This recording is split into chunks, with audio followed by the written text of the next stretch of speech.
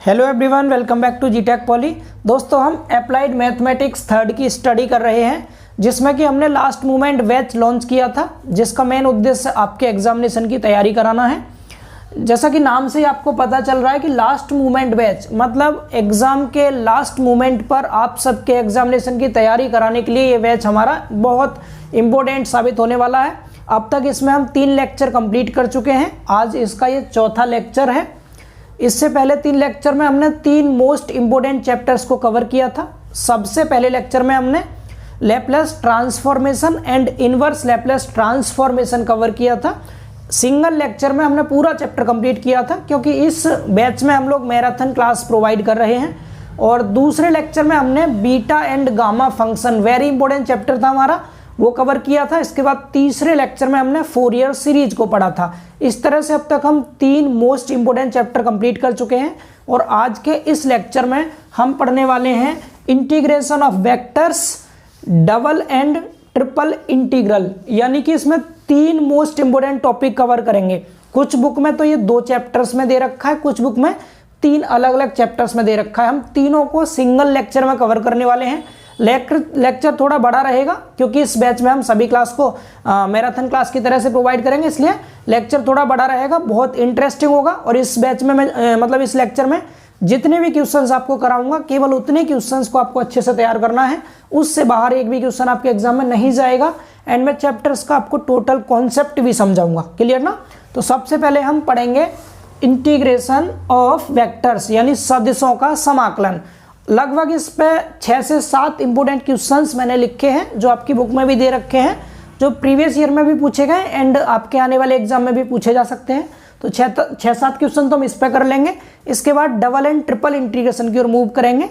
इसी अकेले लेक्चर में पूरा का पूरा तीनों चैप्टर को हम कवर कर लेंगे। ठीक है, तो आप लोग सबसे पहले फर्स्ट हेडिंग लिख लीजिए, इंटीग्रेशन ऑफ वेक्टर्स। सभी लोग लिखिए हेडिंग। और मैं आपसे स्टार्टिंग में ही थोड़ी सी रिक्वेस्ट करना चाहूँगा कि अगर आप चैनल पर नए हैं तो इसको सब्सक्राइब करके घंटी वाला बटन जरूर दबा लें, ताकि अगले लेक्चर का नोटिफिकेशन आपको मिल सके। एंड अगर आपने वीडियो को लाइक नहीं किया तो पहले स्टार्टिंग में लाइक कर दीजिए, क्योंकि अब हम आगे पढ़ेंगे तो बीच में कोई कैसा भी डिस्टर्बेंस नहीं होगा। फिर आपकी सेल्फ चॉइस होगी, आप वीडियो को लाइक करें या ना करें। ठीक है, चलिए हेडिंग लिखिए सभी,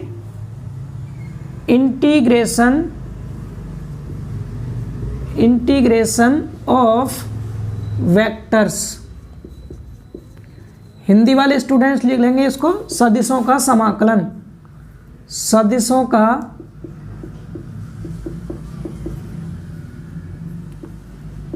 समाकलन। इसमें कोई नया रूल नहीं है, बिल्कुल सब रूल इंटीग्रेशन वाले ही हैं। फर्क इतना है, अब तक जो हम फंक्शन लेते थे इंटीग्रल में, वो आपका स्केलर फंक्शन होता था, मतलब उसमें आई जे के नहीं होता था। अब जो हमारे फंक्शन आएंगे सभी वेक्टर फंक्शन होंगे। आप सब लोग जानते हैं वेक्टर फंक्शन क्या होते हैं। जैसे मैंने लिख दिया इफ यहाँ एफ लिख दिया, इस पर वेक्टर का साइन लगा के अंदर टी लिख दिया, मतलब यहाँ वेक्टर का साइन नहीं होता, केवल एफ टी होता। तो एफ टी क्या, एक स्केलर फंक्शन होता। मैंने लिख दिया vector F T is a vector function. Vector function यानी कि एफ टी एक सदिश फलन है। हिंदी में लिख सकते हैं, यदि एफ टी एक सदिश फलन है, अगर ये वेक्टर फंक्शन है, तो हम इसका इंटीग्रेशन कैसे करेंगे ये हम समझने वाले हैं। ठीक है, सबसे पहली चीज तो आप समझ लीजिए कि वेक्टर फंक्शन होता क्या है। वेक्टर फंक्शन क्या होता है, जैसे मैंने यहाँ लिख दिया एफ टी बराबर आपको दे दिया जाएगा यहाँ पर, जैसे कोई एक फंक्शन दे रखा होगा टी वेरिएबल के लिए। टी यहाँ पर एक क्या है, चर है। f1 टी एक फंक्शन दे देगा, इसके साथ लिख देगा आई कैप, प्लस में दूसरा f2 टी लिख देगा, इसके साथ में लिख देगा जे कैप, प्लस में तीसरा, मतलब टी के पदों में ऐसे तीसरा फंक्शन यहाँ दे देगा, यहाँ लिख देगा के कैप, आई जे के, इस तरह से लिखा आएगा आपके सामने। क्लियर ना? तो इस तरह का कोई भी आपको फंक्शन दिखाई दे जिसमें आई जे के लिखा हो, समझ लीजिएगा वेक्टर फंक्शन है। ठीक है ना? अब यहाँ पर आई जे के क्या होते हैं, आई जे के एक्स अक्ष ये है, ये वाई अक्ष है, और ये जेड अक्ष मान लिया आपने। ठीक है, एक्स अक्ष, वाई अक्ष, जेड अक्ष। तो एक्स अक्ष की डायरेक्शन में जो यूनिट वेक्टर होता है उसे हम आई कैप कहते हैं। वाई अक्ष की डायरेक्शन में यूनिट वेक्टर को हम जे कैप कहते हैं, और जेड अक्ष की डायरेक्शन में यूनिट वेक्टर को हम के कैप कहते हैं। इकाई सदिश होते हैं ये आई जे के, क्या होते हैं, इकाई सदिश। ठीक है, एक्स अक्ष की डायरेक्शन में आई, वाई की डायरेक्शन में जे और जेड की डायरेक्शन में के होता है। इतना सभी को क्लियर है ये चीज़। अब हमें इसका क्या करना है, इंटीग्रेशन करना है। और समाकलन आप सभी जानते हैं दो तरह के होते हैं, एक निश्चित समाकलन होता है, दूसरा अनिश्चित समाकलन होता है। मतलब इनडेफिनिट इंटीग्रल होता है अनिश्चित और डेफिनिट इंटीग्रल होता है निश्चित। तो हम एक एक करके दोनों की बात करेंगे। तो सबसे पहले अगर आपको यहाँ पर कोई इंटीग्रल दे रखा है, फर्स्ट पॉइंट है ये, आपको एक इंटीग्रल दे दिया इस तरह से, आपसे कहा इस एफ टी डी टी का आप इंटीग्रल कीजिए। क्या कीजिए, इंटीग्रल कीजिए, ठीक है, एफ टी डी टी का। तो आपको यहाँ पर ये जो दे रखा है ना, F1t आई कैप, F2t जे कैप, F3t के कैप, इसका हम अलग अलग तीनों का इंटीग्रल कर देंगे। यहाँ पर जो वैल्यू दी जाएगी एफ टी की वो आई जे के पदों में दी जाएगी। हम इधर का जब इंटीग्रल करेंगे, अभी हम कर रहे हैं अनिश्चित वाला, यहाँ पर लिमिट नहीं दे रखी है। जब लिमिट ना दे रखी हो तो कैसे करते हैं, ठीक है। तो चलिए इसका करेंगे। तो यहाँ पर एक चीज़ का ध्यान रखना है आपको, जो आई जे के यूनिट वेक्टर जो होते हैं ना, ये कांस्टेंट होते हैं। मतलब जिसमें टी ना लगा हो उसे हम यहाँ कांस्टेंट मानेंगे और उसको बाहर रखेंगे, केवल टी वाले पदों का ही समाकलन करेंगे। तो आई को बाहर ले लीजिए, आई कैप को, और इंटीग्रल किसका करेंगे, पहले वाले फंक्शन F1t का, साथ में dt लिख दीजिए, मतलब t के रिस्पेक्ट में कर रहे हैं। प्लस इसी तरह से जे कैप को बाहर रखेंगे और इंटीग्रल करेंगे किसका, F2t का, यहाँ dt लिख देंगे। इतना समझ आ रहा है। आगे फिर प्लस में इसको ऊपर बना देंगे, अभी समझ लीजिए आप, आई जे के आप लोग समझ चुके हैं ऑलरेडी, ठीक। ऐसे ही प्लस में यहाँ से के कैप को बाहर लेंगे और इंटीग्रल करेंगे के कैप के साथ जो लिखा है फंक्शन F3t dt का। अब चूंकि ये आपका इंडेफिनिट इंटीग्रल है, इस पर कोई लिमिट नहीं दे रखी, तो इस केस में आप सबने पढ़ा है हम c ऐड करते हैं, c ऐड करते हैं ना। तो जब ये वेक्टर नहीं होता तो हम c लिखते थे। अब ये चूंकि ये वेक्टर के फॉर्म में है आई जे के पदों में, इसलिए यहाँ पर हम वेक्टर c लिखेंगे। यहाँ c क्या होता है, हमने पढ़ा है समाकलन स्थिरांक होता है, इंटीग्रल कांस्टेंट होता है। अब यहाँ है ये भी इंटीग्रल कांस्टेंट, बट ये कैसा है, वेक्टर कांस्टेंट है। यहाँ पर c क्या है, ये यहाँ c डैश क्या है, इंटीग्रल वेक्टर कांस्टेंट, ठीक है। हिंदी में कह सकते हैं आप समाकलन सदिश स्थिरांक, ठीक है। यहाँ पर ये जरूर ऐड करना है आपको जब लिमिट नहीं दे रखी हो, और लिमिट दे रखी होगी तब आपको इसको ऐड करने की आवश्यकता नहीं होगी। इतना सभी को क्लियर हुआ। ये आपको एक सिंगल पॉइंट हो गया, फर्स्ट पॉइंट। बिल्कुल इंटीग्रल के रूल से ही आपको क्वेश्चन को सॉल्व करना है, बस आई जे के को बाहर लेते चलना है, ठीक है। अगर यहीं पे सेकंड केस, अगर यहीं पे आपको लिमिट दे देता, जैसे ए से बी लिमिट दे दी और आपको यहाँ वेक्टर एफ दे रखा है टी डी टी, ठीक है।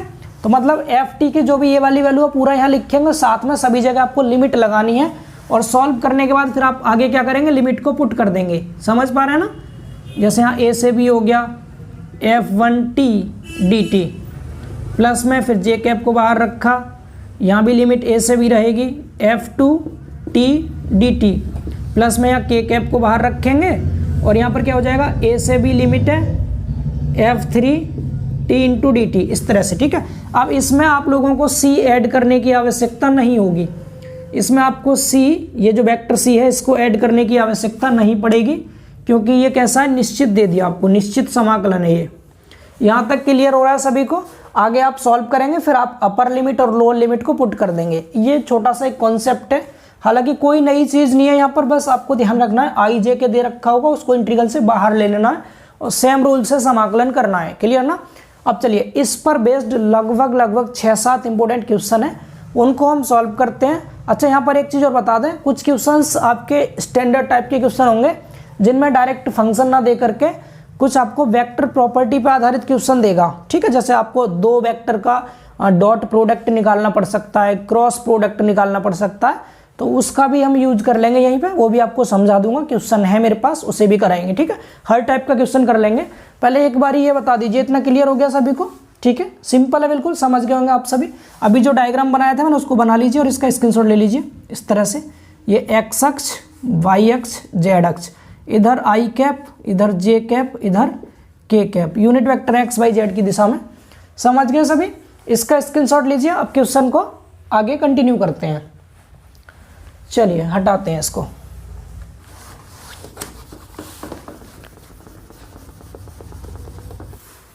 सबसे पहला फर्स्ट क्वेश्चन लिखेंगे हम। अब पहला क्वेश्चन है हमारा यहाँ पर, यस, क्वेश्चन नंबर 1 लिख लीजिए आप लोग। यदि एफ टी बराबर दे रखा है T minus T square I cap and plus में 2t square j cap and minus में 3k कैप, ठीक है, ये दिया है और आपसे पूछा है तो इतना है, तो integral of F T D T का मान ज्ञात कीजिए। एफ टी डी टी का मान ज्ञात कीजिए, ठीक है। हालांकि यहाँ पर इन्होंने वेक्टर, इसके ऊपर वेक्टर का साइन लगा के नहीं दे रखा है, बट आई जे के लिखा हुआ है, आप पहचान लेंगे वेक्टर फंक्शन है, जैसा कि मैंने अभी आपको बताया था। अब आपको जब इसकी वैल्यू निकालनी है तो आप इसका क्या करेंगे, इंटीग्रल, आप इंटीग्रल करेंगे किसका, एफ टी डी टी, यानी एफ टी का टी के रिस्पेक्ट में क्या आएगा, इसका अलग कीजिए इंटीग्रल, मैंने आपको जस्ट अभी बताया था, आई कैप को बाहर रखिए, इंटीग्रल करेंगे टी माइनस टी स्क्वायर का, इधर डी टी, क्लियर हुआ, प्लस यहाँ पर 2 और जे कैप कांस्टेंट है, कांस्टेंट को बाहर ले लिया, इंटीग्रल करेंगे किसका, केवल टी स्क्वायर का डी टी, माइनस यहाँ पर 3k कैप, बेटा पूरा ही कांस्टेंट है, अंदर केवल 1 बचा रहेगा डी टी। समझ में आ रहा है ना सभी को, ये कांस्टेंट वाले पार्ट को बाहर रखेंगे, टी वाले पार्ट को अंदर रखेंगे, और जिसमें टी ना हो उसमें 1 रहेगा अंदर, क्लियर हुआ। चलिए सॉल्व कर दीजिए, बिल्कुल सिंपल सा क्वेश्चन था। आई कैप वेक्टर, देखिए इसका टी का क्या होगा, अब रूल वही रहेंगे समाकलन वाले, यानी टी है यहाँ, टी पे 1 पावर है, आप सबने फॉर्मूला पढ़ा है, इसमें 1 जोड़ते हैं उतने से डिवाइड करते हैं, यानी 1 पावर है तो टी की पावर 2 हो जाएगा, अपॉन 2 हो गया, माइनस यहाँ 2 पावर है तो टी की पावर 3 हो जाएगा, अपॉन 3 हो गया, एक्स की पावर n+1 अपॉन n+1 वाला फॉर्मूला अप्लाई कर रहे हैं यहाँ, ठीक है। प्लस में यहाँ 2 जे कैप कॉन्स्टेंट था, टी स्क्वायर का क्या हो जाएगा, टी की पावर 3 अपॉन 3 हो जाएगा, क्लियर हुआ, माइनस 3k कैप कॉन्स्टेंट है, 1 का हो जाएगा टी, 1 का क्या होता है टी, अब प्लस में कॉन्स्टेंट जोड़ेंगे यहाँ पर वेक्टर सी कैप, ठीक, वेक्टर सी जोड़ देंगे, ठीक है। तो ये आंसर हो गया, इसमें कोई और बदलाव नहीं करना, डायरेक्ट ये आंसर आपका सीधा, और थोड़ा सिंप्लीफाई करके लिख सकते हैं आप, ये कह दीजिए T square upon 2 minus T की पावर 3 अपॉन 3, और यहाँ पीछे आई कैप लिख दीजिए, ठीक, यहाँ पर क्या 2 अपॉन 3 आएगा ये, प्लस में 2 टी की पावर 3 अपॉन 3, इधर जे कैप, माइनस इधर क्या 3 इंटू टी हो जाएगा, और इंटू में क्या पीछे के कैप, और प्लस में वेक्टर सी, ये हो गया इसका आंसर। बिल्कुल सिंपल सा क्वेश्चन था, उम्मीद है आप सब कर लेंगे इसको। लाइट बहुत प्रॉब्लम कर रही है, कोई बात नहीं, दिख रहा होगा, आई थिंक सो, समझ आ गया सभी को ये क्वेश्चन, ये इसका आंसर हो गया, क्लियर हुआ। चलिए अब नेक्स्ट क्वेश्चन की ओर मूव करते हैं और इसको रफ करते हैं। अगला क्वेश्चन देखिए, बस समझते चलिए, इसी तरह से आसान क्वेश्चन है।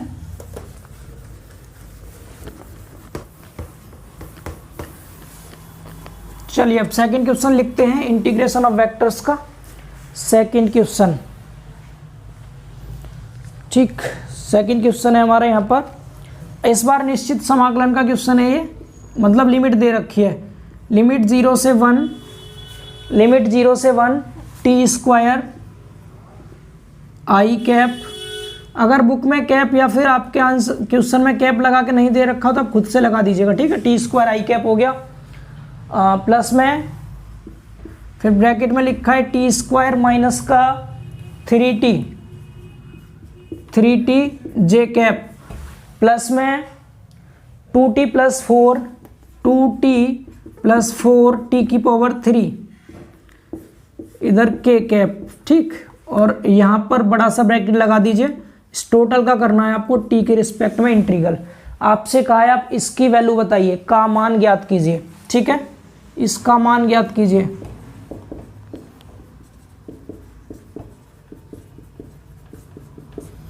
इसका मान ज्ञात कर लेंगे, देखिए कैसे करना है, सेम वही पैटर्न है जैसा आपको बताया गया है।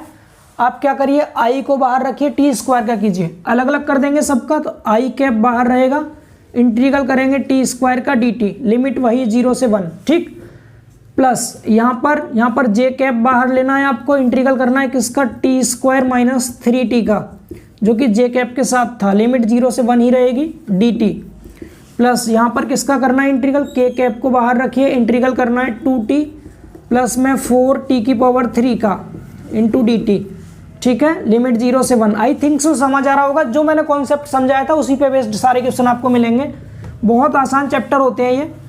आगे देखिए आई कैप हो गया। अब आप इसका इंटीग्रल कीजिए, क्या है टी की पावर 2 का क्या हो जाएगा, टी की पावर 3/3 होगा। लिमिट क्या है 0 से 1 प्लस जे कैप, ऐसे इसका करेंगे आप, टी स्क्वायर का हो जाएगा टी की पावर 3/3 माइनस 3 आगे है इंटू में टी का हो जाएगा टी स्क्वायर बाई 2।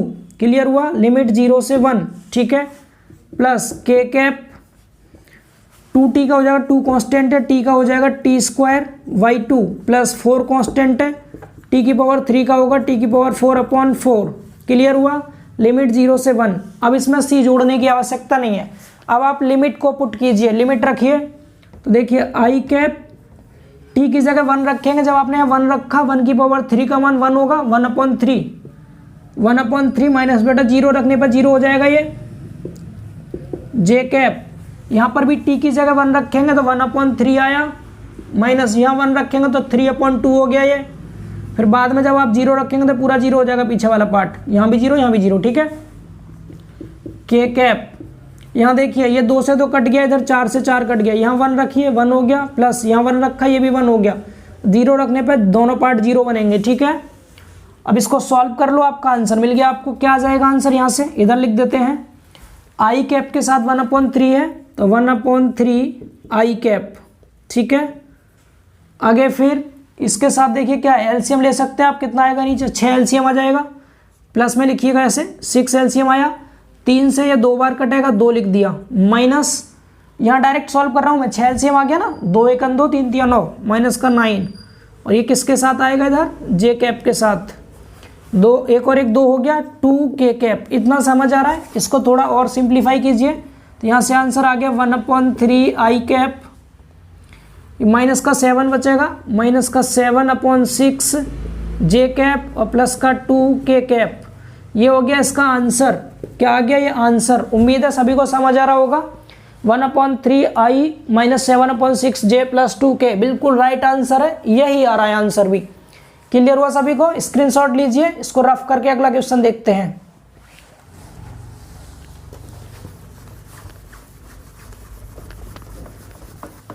चलिए अब तीसरा क्वेश्चन देखते हैं। Question number 3।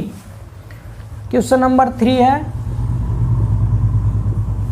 लिखा यदि u बराबर टी आई, यदि u बराबर टी आई, आई पे कैप नहीं लगा रखा, आप खुद से लगा दीजिए। टी आई के बाद फिर प्लस में ब्रैकेट में टी स्क्वायर माइनस 2t, इधर जे कैप, इसके बाद फिर प्लस में ब्रैकेट में 3t स्क्वायर प्लस 3t की पावर 3 के कैप। ये दे रखा है आपको इतना, ठीक है, u की वैल्यू। क्लियर। इसके बाद आगे पूछा है तो integral of u into D T का मान ज्ञात कीजिए, का मान ज्ञात कीजिए, ठीक है। इसकी वैल्यू आपको फाइंड आउट करनी है। u डी टी की वैल्यू निकालनी है आपको, integral of u into D T.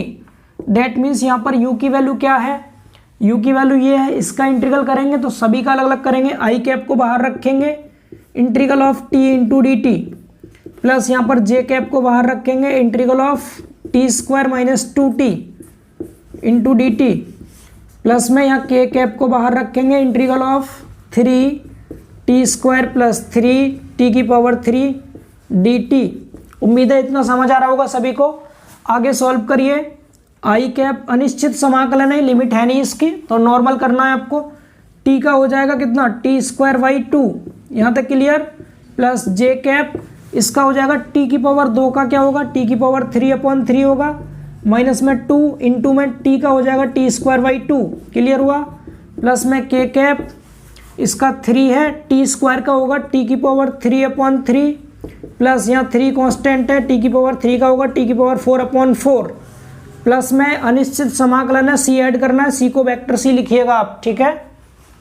आगे क्या आ जाएगा देखिए, T square by 2 I cap, plus यहाँ पर क्या आएगा, ये यहाँ पर ये 2 से 2 कैंसिल हो गया, क्या बच गया, t की पावर 3/3 माइनस में टी स्क्वायर, ठीक है। ये जे कैप के साथ ब्रैकेट लगाना ना भूलें, क्योंकि एक से ज़्यादा टर्म होते हैं तो ब्रैकेट अप्लाई करते हैं। 3 से 3 कट गया, इधर क्या बच गया, t की पावर 3 प्लस में टी की पावर 4/4 बाहर के कैप और प्लस में vector C. This is your answer.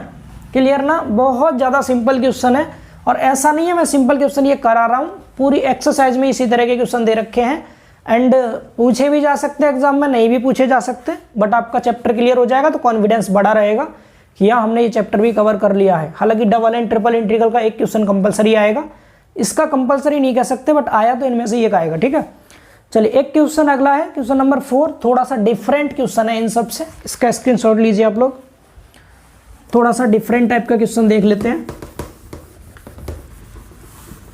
इसका कोई और अलग से नया कॉन्सेप्ट नहीं है, ठीक है, यही था, सिर्फ इंटीग्रल करना है, आई जे के को बाहर लेते चलना है, बस वही रूल है। क्वेश्चन नंबर 4 मैं इसको मिटा रहा हूं। अब चौथा क्वेश्चन देखिए, इसमें थोड़ा सा वेक्टर की प्रॉपर्टी लग जाएगी। क्वेश्चन नंबर 4 इसमें लिखा हुआ है यदि ut बराबर, जैसे हम ft लिखते हैं ना, यहाँ पर फंक्शन ut दे रखा है, फंक्शन ut है बराबर 5t² प्लस में tj प्लस में tj, कैप नहीं लगा रखे बट आप लगा लीजिए, माइनस में t की पावर 3 k कैप। ठीक है, ये दे रखा है तो आपसे कहा तो प्रूव कीजिए, तो सिद्ध करें, इंग्लिश में prove that, then prove that, सिद्ध कीजिए कि क्या सिद्ध करना है आपको इसमें सिद्ध करना है इंटीग्रल ऑफ 1 से 2 लिमिट है, ब्रैकेट लगा रखा है, फिर u लिखा है u गुणा में d2u अपॉन dt2, ठीक है, और बाहर लिखा है इंटू में dt, बराबर जो वैल्यू आएगी वो आनी चाहिए माइनस का 14j कैप प्लस का, सॉरी i कैप है ये, 14i कैप और प्लस का 75j कैप माइनस का 15k कैप। मेरे साथ साथ सॉल्व कीजिएगा। ये क्वेश्चन है थोड़ा सा अच्छे लेवल का क्वेश्चन है बट है बहुत आसान, टफ नहीं है। सबसे पहली चीज आपको क्या दिया है, u गुणा d2u अपॉन dt2, इसका मतलब है u का 2 बार डिफरेंशियल। क्या मतलब होता है इसका, पहले आप u का कीजिए 2 बार डिफरेंशियल, फिर उसका जो डिफरेंशियल आएगा उसका इस u के साथ क्रॉस प्रोडक्ट निकालिए। कैसा प्रोडक्ट, क्रॉस प्रोडक्ट। सबसे पहले चीज हम 2 बार इसका डिफरेंशियल कर लेते हैं, ठीक है, सबसे पहले 2 बार डिफरेंशियल हम यह लिख देंगे, मैं u बराबर लिख दे रहा हूं, अब ut ना लिख के सिर्फ u लिख सकते हैं, कोई दिक्कत नहीं है, थोड़ा ऊपर से लिखते हैं यहां से। u बराबर आपको क्या दिया है क्वेश्चन में, 5t² cap plus tj cap minus t की पावर 3 k कैप। ये आप इसको जो क्वेश्चन में दिया है कि इक्वेशन बना लो, ठीक। पहले इसका एक बार डिफरेंशियल करना t के रिस्पेक्ट में, लिख दीजिएगा यहाँ differential with respect to t के सापेक्ष डिफरेंशियल, u का हो जाएगा du अपॉन dt। क्लियर, देखिए i और 5 ये कांस्टेंट है डियर, यहाँ पर क्या आएगा, केवल t² का करना है, बाकी सब कांस्टेंट रहेगा, केवल t का डिफरेंशियल करना होगा। तो 2 आगे आएगा, 5 दूनी 10 हो गया, 10t इंटू आई कैप, इसमें कोई चेंजिंग नहीं होगी, आई कैप का आई कैप ही रहेगा।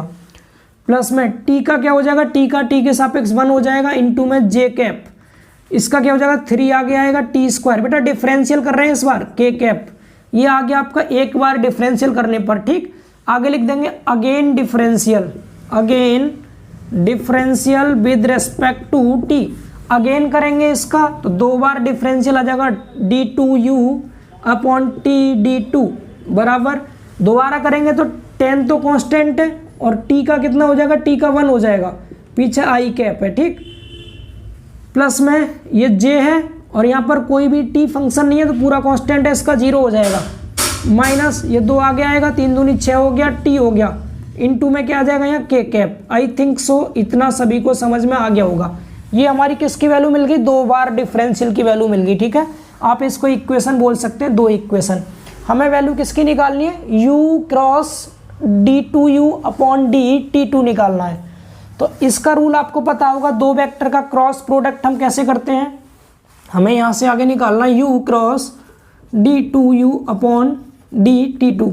तो दो वेक्टर का क्रॉस प्रोडक्ट करने के लिए हमें सारणिक बनानी होती है जिसे हम डिटर्मिनेंट बोलते हैं।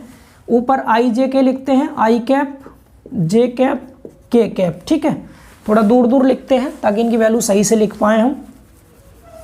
आई कैप जे कैप और के कैप, क्लियर। आई कैप पहले यू लिखा तो यू वाले वेक्टर के आई के आगे कितना वैल्यू है, आई के आगे 5t स्क्वायर 5t स्क्वायर। ऐसे ही जे के आगे टी लिखा है, टी लिख दिया। के आगे माइनस का टी की पावर 3 विद साइन लेना है डियर, ठीक है। इसके बाद दूसरे वाले का इसका d2u अपॉन dt2 का लिखिए। इधर 10 है, आई के आगे 10 लिख दिया। 0 है, जे के आगे 0 लिख दिया। फिर -6t, माइनस का 6t। इसको सॉल्व करना आप सबको आता है, प्रसार कर दीजिए इसका। पहले आई कैप आएगा, फिर अंदर देखिए आई कैप के लिए ये लाइन गई, ये गई, इसका इसमें गुणा माइनस का 6t स्क्वायर, फिर माइनस लगाएंगे, ये लाइन और ये हट गया था, इसका इसमें माइनस का इसका इसमें, 0 हो जाएगा ये। आई के बाद पहला प्लस दूसरा माइनस, माइनस में जे कैप के लिए ये लाइन हटाओ और ये वाली लाइन हटाओ, इसका इसमें 5 6 30 हो गया, माइनस का 30 और t की पावर 3 हो जाएगा, बीच में माइनस लगाएंगे। जे के लिए कर रहे हैं, इसके लिए ये हो गया, इसका इसमें कीजिए, ये माइनस का 10t क्यों आएगा, माइनस माइनस प्लस हो गया 10t की पावर 3, जे कैप वाला हो गया। अब प्लस में के कैप कीजिए, प्लस के कैप, के लिए ये लाइन और ये लाइन, इसका इसमें करेंगे 0 हो गया, माइनस इसका इसमें करेंगे 10t हो गया।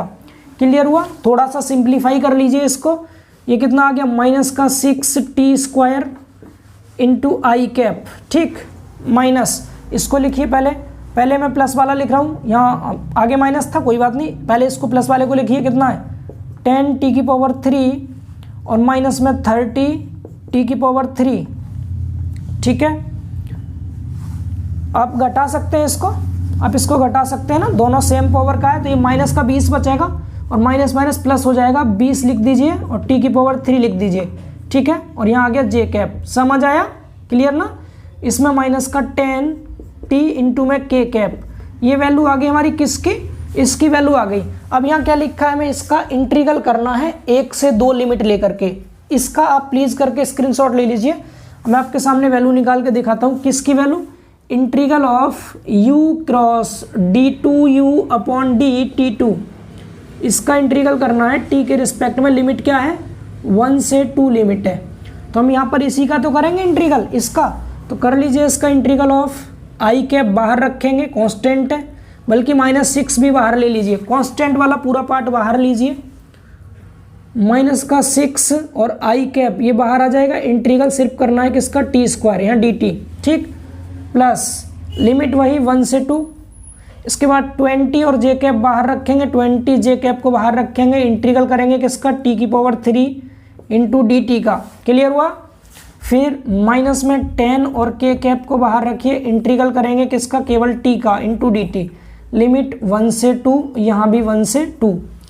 इसकी वैल्यू निकालनी है, आप इसका स्क्रीनशॉट ले लो, मैं उस साइड का मिटा देता हूँ और इसको सॉल्व कर लेते हैं। अब समझ आ रहा है सभी को ये चीज़। चलिए इधर का रफ कर रहे हैं और आप इसका सॉल्यूशन देख लीजिए।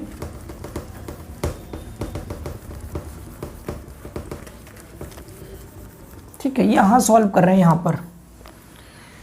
यहाँ पर हम इसको सॉल्व करने वाले हैं, ठीक है। चलिए तो मैं यहाँ इक्वल के इस साइड का लिख रहा हूँ डायरेक्टली, ये वाला -6 आई कैप, ब्रैकेट लगाइए बड़ा वाला, t की घात 2 का इंटीग्रल t की पावर 3/3 होगा, लिमिट 1 से 2। यहाँ तक क्लियर हुआ। फिर प्लस में 20 जे कैप लिखिए, प्लस में 20 है और जे कैप है। इंटीग्रल किसका करना है हमें, t की पावर 3 का, क्या हो जाएगा, t की पावर 4/4 होगा, लिमिट 1 से 2 है। इस पे आ जाइए -10 के कैप, -10 के कैप, और इंटीग्रल किसका करना है हमें, t का करना है, क्या हो जाएगा, t की घात 2/2, लिमिट 1 से 2 है। क्लियर ना, सभी लिमिट को हमने पुट कर दिया। अब यहाँ वैल्यू को रखिए, लिमिट की वैल्यू को, -6 आई कैप, पहले 2 रखेंगे यहाँ पर, तो 2 की घात 3 का मान कितना होता है, 2 की घात 3 8 होता है, बट्टे 3, माइनस में फिर 1 रखेंगे तो 1/3 आएगा। इतना समझ आया। प्लस 20 जे कैप, 2 रखिए, 2 की घात 4 का मान 16 होता है, बट्टे 4, माइनस 1 रखेंगे यहाँ, 1/4, -10 के कैप, पहले 2 रखिए, 2 की घात 2 का मान 4 होता है, 4/2, माइनस 1 रखेंगे तो 1/2। समझ आया। अब इसको सिंप्लीफाई कीजिए, माइनस का 6 आई कैप, बेटा नीचे 3 एलसीएम आएगा, 8 में से 1 घटाएंगे 7 बचेगा, ठीक, प्लस 20 जे कैप, नीचे एलसीएम 4 आएगा, 16 में से 1 घटाएंगे 15 बचेगा, माइनस 10 के कैप, एलसीएम 2 आएगा, 4 में से 1 घटाया 3 बचा। अब इसको काट लीजिए, इसको काटेंगे 2 से, 2 बार कटेगा तो 7 दूनी 14, माइनस 14 आएगा, बिल्कुल सही आ रहा है, माइनस का 14 आई कैप। ठीक है, इसको काटिए 4 से 20 को 5 बार, 15 पंजे 75, प्लस का 75 जे कैप, बिल्कुल राइट आ रहा है। आगे देखिए, इसको काटिए 5 बार, माइनस का 5 का 3 में गुणा 5 दिए 15 के कैप। आई थिंक सो यही आपके क्वेश्चन में आ रहा है, प्रूव्ड हो गया, हैंस प्रूव्ड। क्लियर है? अगर आपका कॉन्सेप्ट क्लियर हो गया हो तो एक बार थम्स अप कर दीजिए, सभी को समझ आ गया, यही आपको प्रूव करना था। क्लियर हुआ ना? चलिए इसको रफ करते हैं और नेक्स्ट क्वेश्चन की ओर मूव करते हैं।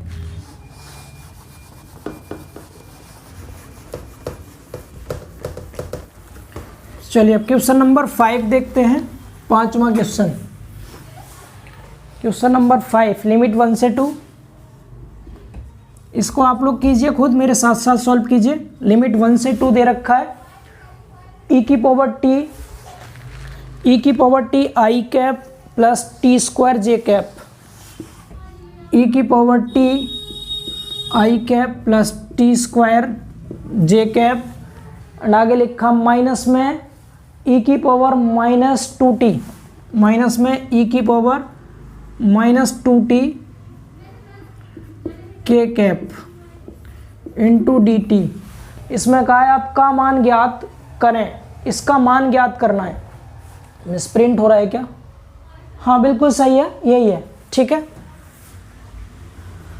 का मान ज्ञात करें, इसका मान आपको ज्ञात करना है। क्लियर ना? चलिए इसको समझते हैं, बिल्कुल सिंपल है, सेम कॉन्सेप्ट फॉलो करना है आपको। आई को बाहर रखिए, आई कैप को इंटीग्रल 1 से 2 किसका करना है? ई की पावर टी का डी टी। यहाँ पर जे कैप को बाहर रखिए, इंटीग्रल लिमिट 1 से 2 T square D T, minus यहाँ पर के कैप को बाहर रखिए, इंटीग्रल 1 से 2 लिमिट है ई की पावर माइनस 2t, ठीक है, डी टी। इतना समझ पा रहे हैं? सॉल्व कर दीजिए। आई कैप ई की पावर टी का इंटीग्रल सेम होता है ई की पावर टी, ठीक है, ई की पावर टी का समाकलन ई की पावर टी ही आएगा, ई की पावर टी लिमिट 1 से 2 प्लस जे कैप टी स्क्वायर का समाकलन टी की पावर 3/3 लिमिट 1 से 2 माइनस के कैप ई की पावर माइनस 2t का ई की पावर माइनस 2t हो गया, और t का गुणांक -2 है, -2 से भाग करेंगे, लिमिट 1 से 2। यहाँ तक समझ पा रहे हैं सभी? अब लिमिट को पुट कर लीजिए, तो आई कैप यहाँ आएगा कितना? ई की पावर 2, फिर माइनस में ई की पावर 1 प्लस जे कैप, यहाँ लिमिट रखिए, पहले 2 रखिए, 2 की घात 3 का मान 8 हो जाएगा, 8/3 माइनस 1/3 माइनस के कैप, बेटा -2 को भी बाहर ले लो तो माइनस माइनस प्लस हो जाएगा ये, तो के कैप अपॉन 2 बाहर आ गया, अंदर ये था, इसमें पहले 2 रखिए टी की जगह पे, तो 2 दूनी 4 यानी ई की पावर -4 माइनस, फिर यहाँ पर 1 रखिए तो ई की पावर -2 × 2, ठीक है, और हमने ये -2 बाहर ले लिया था जो कि प्लस हो गया। यहाँ तक क्लियर हुआ ना? इसको सिंप्लीफाई करके आंसर लिख दीजिए, क्या आएगा? ई की पावर 2 माइनस ई बचा, ई की पावर 1 मतलब ई बचा, आई कैप, ठीक, इधर 7/3 बचेगा, प्लस में 7/3 जे कैप, इधर क्या बचा ये? प्लस में ई की पावर -4 माइनस में ई की पावर -2/2 के कैप। इतना सभी को क्लियर है? यस, तो ये इसका आंसर हो गया, आंसर इसका हो गया, ये बिल्कुल सही आंसर आ रहा है, एकदम राइट आंसर है, यही आ रहा है, ठीक है। क्लियर हुआ सभी को? चलिए अभी 1-2 क्वेश्चन और हैं, उन्हें और देख लीजिए।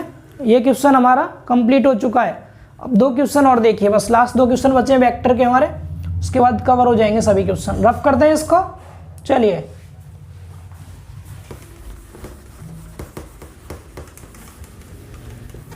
Question number 6,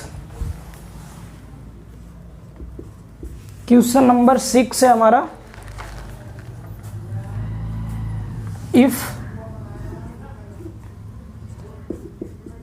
vector F T बराबर दे रखा है 3t² minus T i cap plus में 2t² माइनस 5 जे कैप माइनस 4t इंटू के कैप ये है। तो आपसे वैल्यू पूछिए देन आपको वैल्यू किसकी बतानी है, integral of vector F T D T, vector F T D T इसकी वैल्यू आपको फाइंड आउट करनी है। बिल्कुल सिंपल क्वेश्चन है, आप लोग कर सकते हैं आसानी से। और ये भी कैसा है, अनिश्चित समाकलन का है, लिमिट नहीं दे रखी है यहाँ पर, इंटीग्रल के साइन पर कोई लिमिट नहीं है। तो यहाँ कीजिए सॉल्व इसको, integral of F T D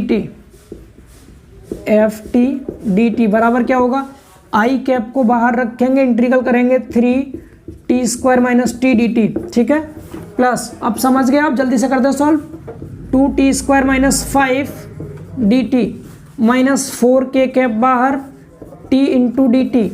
solve करेंगे क्या आएगा, देखिए 3 है ये, t² का हो जाएगा t की पावर 3/3 माइनस t का हो जाएगा t²/2, इसके बाहर i कैप प्लस इसका देखिए 2 आएगा, t² का होगा t की पावर 3/3 माइनस 5 कॉन्स्टेंट है 1 का हो जाएगा t जे कैप माइनस 4 है t का हो जाएगा t²/2 इंटू में k कैप पीछे लगा दिया, ठीक है।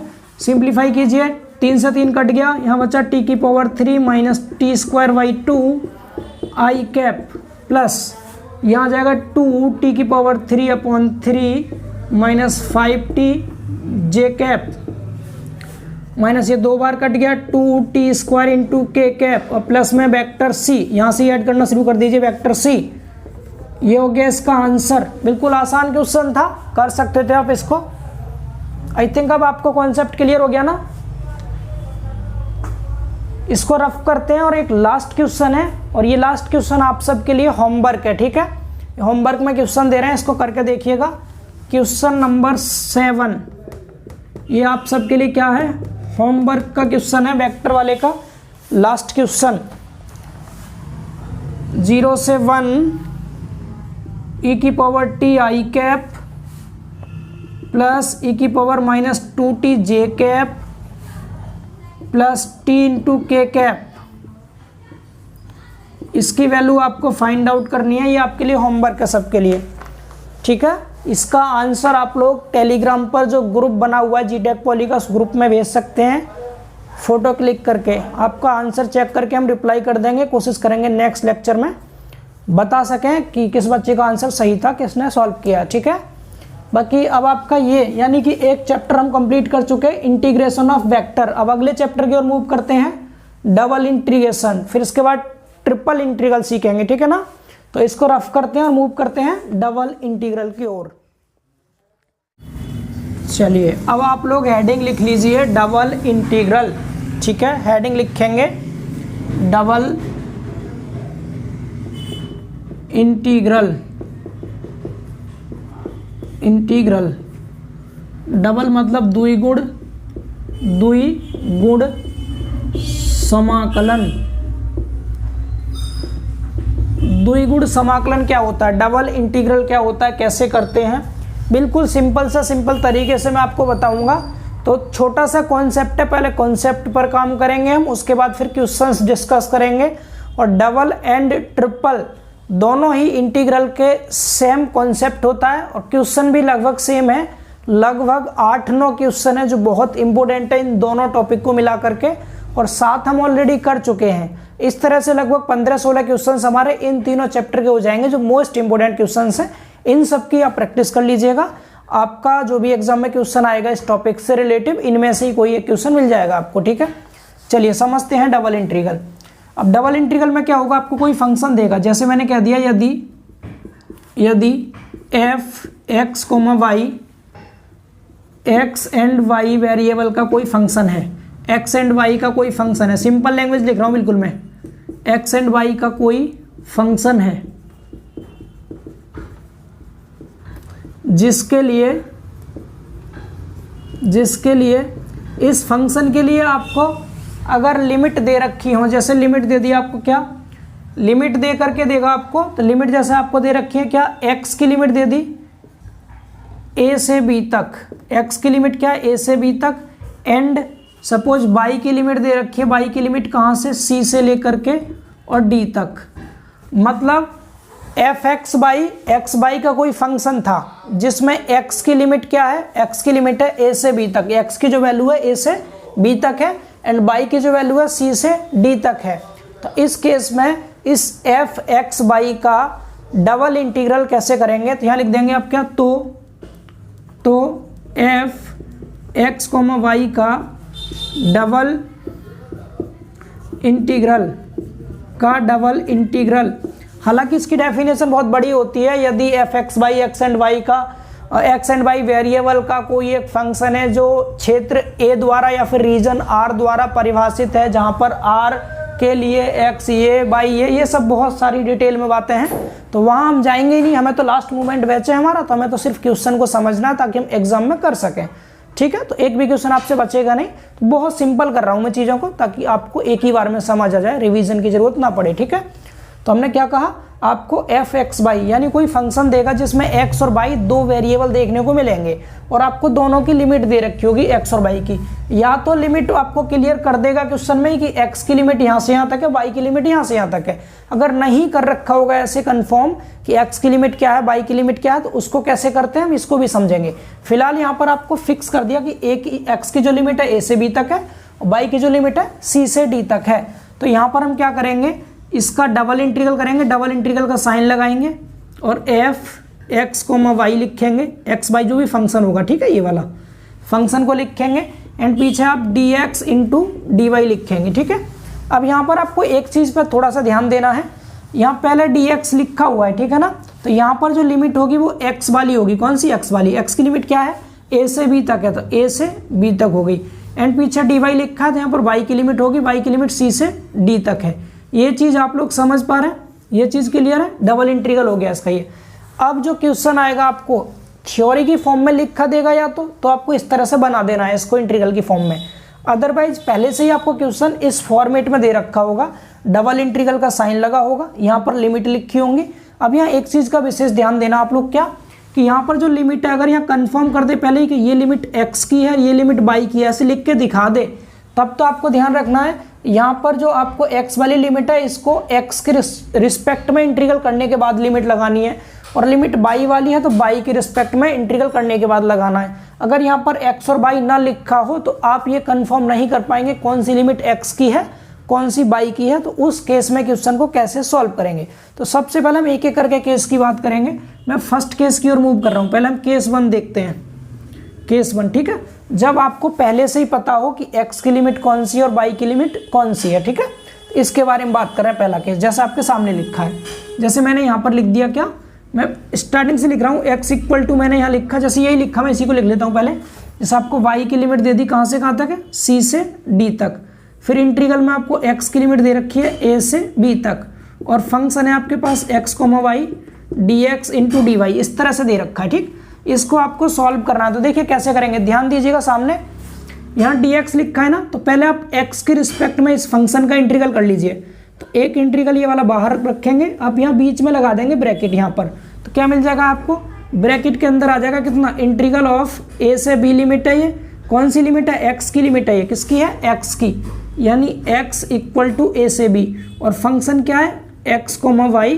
अगर x की लिमिट है तो इसको x के रिस्पेक्ट में इंटीग्रेट कीजिएगा, ठीक है, और बाहर dy लिख दीजिए, और y वाली लिमिट इधर, y इक्वल टू c से d तक। अब यहाँ कहने का मतलब क्या है हमारा, यहाँ कहने का मतलब ये है, जब यहाँ लिमिट आपको पहले से पता हो कौन सी लिमिट x की है कौन सी y की है, तो इस केस में x वाली लिमिट को x के सापेक्ष इंटीग्रल करने के बाद पुट करेंगे, और y वाली लिमिट को y के सापेक्ष इंटीग्रल करने के बाद पुट करेंगे। ये पहली चीज़ हो गई। दूसरी चीज़, अगर इसी क्वेश्चन को ऐसे दे देता, ध्यान से सुनना, ऐसे आपसे कह दिया क्वेश्चन में, क्या कह दिया, थोड़ा सा ध्यान देना प्लीज़ है, आपसे कह दिया इस तरह, x को पहले लिख दिया a से b, y को यहाँ लिख दिया c से d, फंक्शन लिखा है x, y, और यहाँ लिख दिया dy, या फिर यहाँ dx लिख दिया, सपोज क्या लिखा है यहाँ पर, dx इंटू dy लिखा है। ठीक, अब क्वेश्चन को कैसे सॉल्व करेंगे, अब आपको साफ साफ दिखाई दे रहा है यहाँ पर लिमिट कौन सी है, ये ये लिमिट बाई वाली है, यहाँ पर कौन सी लिमिट है, वाई वाली। तो पहले आप इस फंक्शन का बाई के रिस्पेक्ट में कर लीजिए इंटीग्रल, बाद में करेंगे एक्स के रिस्पेक्ट में। तो इनके स्थान हम चेंज कर सकते हैं इस लिमिट के अनुसार, जब हमें पहले से पता हो कि लिमिट कौन सी एक्स की है कौन सी वाई की।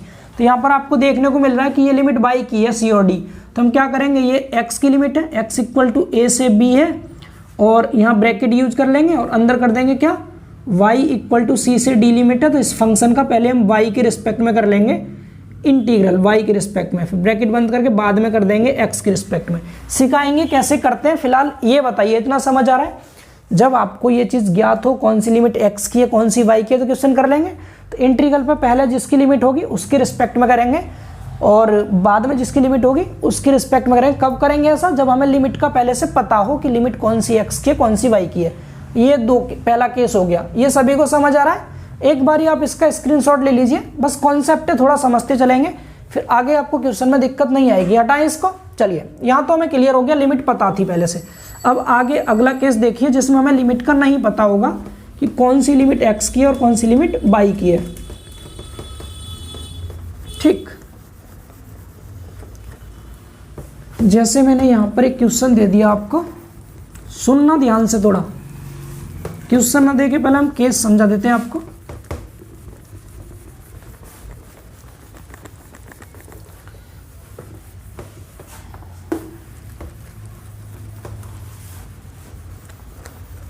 अब मैंने यहाँ पर एक छोटा सा फंक्शन लिख दिया आपके सामने। मैंने कहा डबल इंटीग्रेशन करना है, फंक्शन यही है एफ एक्स कोमा वाई, यहाँ डी एक्स लिखा है, यहाँ डी वाई लिखा है, और यहाँ लिमिट मैंने सपोज कह दिया ये ए से बी है, ये सी से डी है, और मैंने यहाँ नहीं लिखा कौन सी लिमिट एक्स की है कौन सी वाई की है। ये दूसरा केस हम देख रहे हैं, ठीक है, सेकंड केस देख रहे हैं हम, सेकंड केस। तब यहाँ पर क्या है, हमें लिमिट कंफर्म नहीं है कौन सी लिमिट एक्स की है कौन सी वाई की है। तो इस केस में क्या ध्यान रखना है आपको पीछे देखना है डी एक्स और डी वाई की तरफ। तो यहाँ पर जो पहले लिखा होगा उसको करेंगे पहले, है ना, मतलब यहाँ डी एक्स लिखा है ना, तो पहले फंक्शन का एक्स के रिस्पेक्ट में इंटीग्रल करेंगे। मतलब हम ये मान लेंगे कि dx पहले आ रहा है और इधर फंक्शन के पास में कौन है, सी और डी, तो हम मान लेंगे कि ये वाली जो लिमिट है ये x की है और बाहर वाली लिमिट किसकी है, y की है। समझ पा रहे हैं। तो हम इसको कैसे सॉल्व कर लेंगे, लिख देंगे a से b, बीच में ब्रैकेट अप्लाई करेंगे, इंटीग्रल ऑफ c से d function x comma y, dx से पहले dx कर दिया, ठीक, फिर बाद में बाहर dy कर देंगे। ये चीज़ समझ पा रहे हैं ना। तो यहाँ dx लिखा है तो पहले x के रिस्पेक्ट में कर लेंगे और ये वाली लिमिट हम x की मान के इसको सॉल्व करेंगे, जब हमें नहीं दे रखा हो पहले से कि कौन सी लिमिट x की है कौन सी y की है। ऐसे ही इसी क्वेश्चन को अगर ऐसे लिखा होता, लिमिट a से b c से d फंक्शन है यहाँ पर x comma y dy into d x, तब भी आपको निसंकोच पहले dy है ना तो y के रिस्पेक्ट में ही करते हैं इसको, और इस वाली लिमिट को फिर y की लिमिट मानते हैं आप। ये ध्यान रखिएगा, बेसिक सा कॉन्सेप्ट। c से d फंक्शन क्या है, x कोमा y। अब यहाँ पर पहले dy है तो आप पहले y के रिस्पेक्ट में करना, फिर ब्रैकेट बंद करके बाहर dx लिखेंगे। मतलब जो भी यहाँ पहले लिखा होगा पहले उसके रिस्पेक्ट में करना, और पहले वाले इंटीग्रल के साइन को ही उसकी लिमिट मान लेंगे आप अपनी तरफ से। ये चीज़ भी बताइए, सभी को समझ आ रहा है, इतना सबको क्लियर है, ठीक है, यहाँ तक समझ आ गया ना। चलिए अब आगे एक और तीसरा केस आपको मैं बता रहा हूँ। कौन सा केस, जिसमें यहाँ जो लिमिट होंगी ना, यहाँ पर लिमिट, वो एक लिमिट तो कांस्टेंट होगी, दूसरी वेरिएबल की फॉर्म में होगी। किसमें, एक होगी कांस्टेंट, दूसरी वेरिएबल की फॉर्म में होगी। इसको मैं केस 3 नाम दे रहा हूँ, केस 3, तीसरा केस। इसमें जैसे मैंने यहाँ ऐसे लिख दिया, यहाँ लिख दिया मैंने क्या, x1 x2, इधर लिख दिया ab, और यहाँ फंक्शन क्या है आपका x comma y dx into d y, इस तरह से दे दिया। मतलब एक लिमिट तो कांस्टेंट है, दूसरी वेरिएबल है। तो इस केस में ध्यान आपको क्या रखना है कि यहाँ पर पहले हम हमेशा वेरिएबल वाली लिमिट के लिए सॉल्व करते हैं, वेरिएबल वाली लिमिट के लिए पहले सॉल्व करेंगे, बाद में कांस्टेंट के लिए। तो ए बी बाहर है, ए बी को बाहर रखिएगा आप, ब्रैकेट लगा के सॉल्व किसको करेंगे हम पहले, x1 से x2 के लिए function x comma y dx, function का f कैपिटल है, ठीक, और ब्रैकेट बंद करके फिर बाहर dy। ये छोटा सा रूल है। अब ओवरऑल मैं कंक्लूजन की बात करूं, क्या निष्कर्ष निकल के आता है, तो अब बस एक ही बात को अपने दिमाग में रखिएगा कि अगर पहले dx लिखा है तो इसको पहले x के रिस्पेक्ट में समाकलन करेंगे, और लिमिट आप ये वाली लेंगे जो इसके पास वाली होगी, बाहर वाली लिमिट के लिए y के रिस्पेक्ट में करके बाद में इसको रखेंगे। इतना समझ आ रहा है सभी को, क्लियर है ना ये चीज़। और जब क्वेश्चन में पहले से ही कर रखा हो कि x बराबर है, ये y बराबर है, तो आपको थोड़ा ध्यान रखना है। तो x बराबर लिखा है तो उस लिमिट को x के सापेक्ष के लिए यूज करेंगे, और y बराबर लिखा है तो y के सापेक्ष के लिए यूज करेंगे उसको। ये इसका छोटा सा कॉन्सेप्ट था। इसको अब हटाते हैं हम, अब क्वेश्चन की ओर थोड़ा मूव कर लेते हैं, ठीक है। बट क्वेश्चन करने से पहले भी एक दो नोट पॉइंट और आप नोट कर लीजिए जो मैं आपको लिखवाने वाला हूँ। नोट पॉइंट और लिख लेंगे, फिर हम क्वेश्चन सॉल्व करेंगे, ठीक है। अभी आपको अगर ये चीज़ें नहीं समझ आई हो तो बिल्कुल परेशान ना हो, क्वेश्चन से आपको चीज़ें आसान लगेंगी, समझ में आएंगी, ठीक है। थोड़ा सा पेशेंस रखें, क्लास खत्म होने तक आपको पूरा चैप्टर समझ में आ जाएगा अच्छे से। अब यहाँ पर आपको नोट पॉइंट लिखना है, नोट पॉइंट लिखना आपको, note point. Note point, note point क्या लिखेंगे, जैसे इंटीग्रल कर रहे हैं आप किसी भी फंक्शन एक्स वाई का, अगर आप x के रिस्पेक्ट में इंटीग्रल कर रहे हैं, यहाँ dx लिखा है ना, तो इसका मतलब क्या है, x के सापेक्ष समाकलन, x के सापेक्ष समाकलन, इंग्लिश में कह देना integral with respect to x। और एक चीज ध्यान रखेंगे, जब आप x के सापेक्ष समाकलन कर रहे हैं तो उसमें y कांस्टेंट मानते हैं, क्या, y को कांस्टेंट मानकर, ये चीज का ध्यान रखेंगे। जब x के रिस्पेक्ट में करेंगे तो y कांस्टेंट रहेगा। ऐसे ही अगर मैं इस फंक्शन का y के रिस्पेक्ट में करूं, किसके, y के रिस्पेक्ट में, हम यहाँ क्या कह देंगे, y के सापेक्ष समाकलन। और जब हम इंग्लिश में कहते हैं ना integral with respect to y, जब y के सापेक्ष करेंगे तो x को कांस्टेंट मानेंगे, क्या, x को कांस्टेंट मानकर। हो सके तो ये चीज़ आप जरूर नोट कर लें, इससे आपका कॉन्सेप्ट क्लियर होगा, ठीक है। ये दो पॉइंट सभी को समझ आ रहे हैं ना। जब x के रिस्पेक्ट में कर रहे हैं तो y कांस्टेंट रहेगा, y के रिस्पेक्ट में x कांस्टेंट रहेगा। ये भी इसका एक कॉन्सेप्ट है छोटा सा, ठीक है, जिसका हम यूज करेंगे क्वेश्चंस में। अभी कॉन्सेप्ट क्लियर, अब क्वेश्चन की ओर थोड़ा मूव कर लेते हैं जिससे कि चीज़ें आपको और आसान लगें, ठीक है। हटाते हैं और क्वेश्चन को देखिए अब। और मैं इसके जितने भी क्वेश्चन कराऊंगा सबके सब क्वेश्चंस प्रीवियस ईयर में पूछे गए हैं, ठीक है, बहुत इंपॉर्टेंट क्वेश्चंस हैं और यही क्वेश्चन बार बार रिपीट होते हैं एग्जाम में। ध्यान से देखिएगा, ज़्यादा कुछ नहीं कर सकते तो आप इन क्वेश्चंस को तैयार करके जाना एग्जाम में।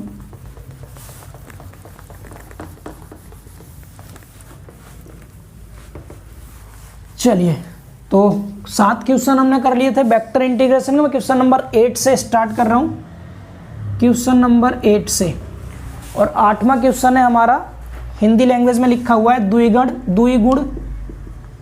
द्विगुण समाकल, यानी डबल इंटीग्रल, द्विगुण समाकल। यहाँ लिखा है 0 से b, फिर लिखा है 0 से a, और लिखा है x square plus y square, इधर dx इंटू dy ज्ञात करो। ये 2004 के एग्जाम में पूछा गया था ये वाला क्वेश्चन, ठीक है, काफ़ी इंपॉर्टेंट क्वेश्चन है ये। मतलब डबल इंटीग्रेशन दे रखा है ये वाला, इसको सॉल्व करना है। मैंने अभी आपको क्या बताया था, यहाँ आपको लिखा नहीं है कि ये लिमिट x की है या फिर ये लिमिट y की है। जब भी नहीं लिखा हो तो आपको पीछे इधर देखना है, पहले dx लिखा है ना, तो अब क्या करेंगे, dx यानी x के रिस्पेक्ट में कर देंगे इसका इंटीग्रल, और लिमिट ये वाली लेंगे x की, ये वाली यहाँ से यहाँ तक। मतलब इसके बीच में आप ब्रैकेट लगा दीजिए, ऐसे 0 से b कर दिया, ब्रैकेट लगाइए बड़ा वाला, और सॉल्व कर लीजिए 0 से a, x square plus y square into d x, और ब्रैकेट के बाहर लिखेंगे dy। ये चीज़ समझ पा रहे हैं ना, मतलब x के रिस्पेक्ट में कर देंगे और ये वाली लिमिट हम x की मान लेंगे। यही रूल है इसका करने का, बहुत सिंपल सा तरीका है। अब सॉल्व कीजिए 0 से b, जब आप इसका इंटीग्रल करेंगे तो क्या करेंगे, देखिए x के रिस्पेक्ट में कर रहे हैं तो x की घात 2 का क्या हो जाएगा, x की पावर 3/3 हो जाएगा, समझ पा रहे हैं। प्लस अब आपका यहाँ पर y स्क्वायर कॉन्स्टेंट रहेगा, मैंने बताया था जब x के रिस्पेक्ट में करेंगे तो y कॉन्स्टेंट हो जाता है।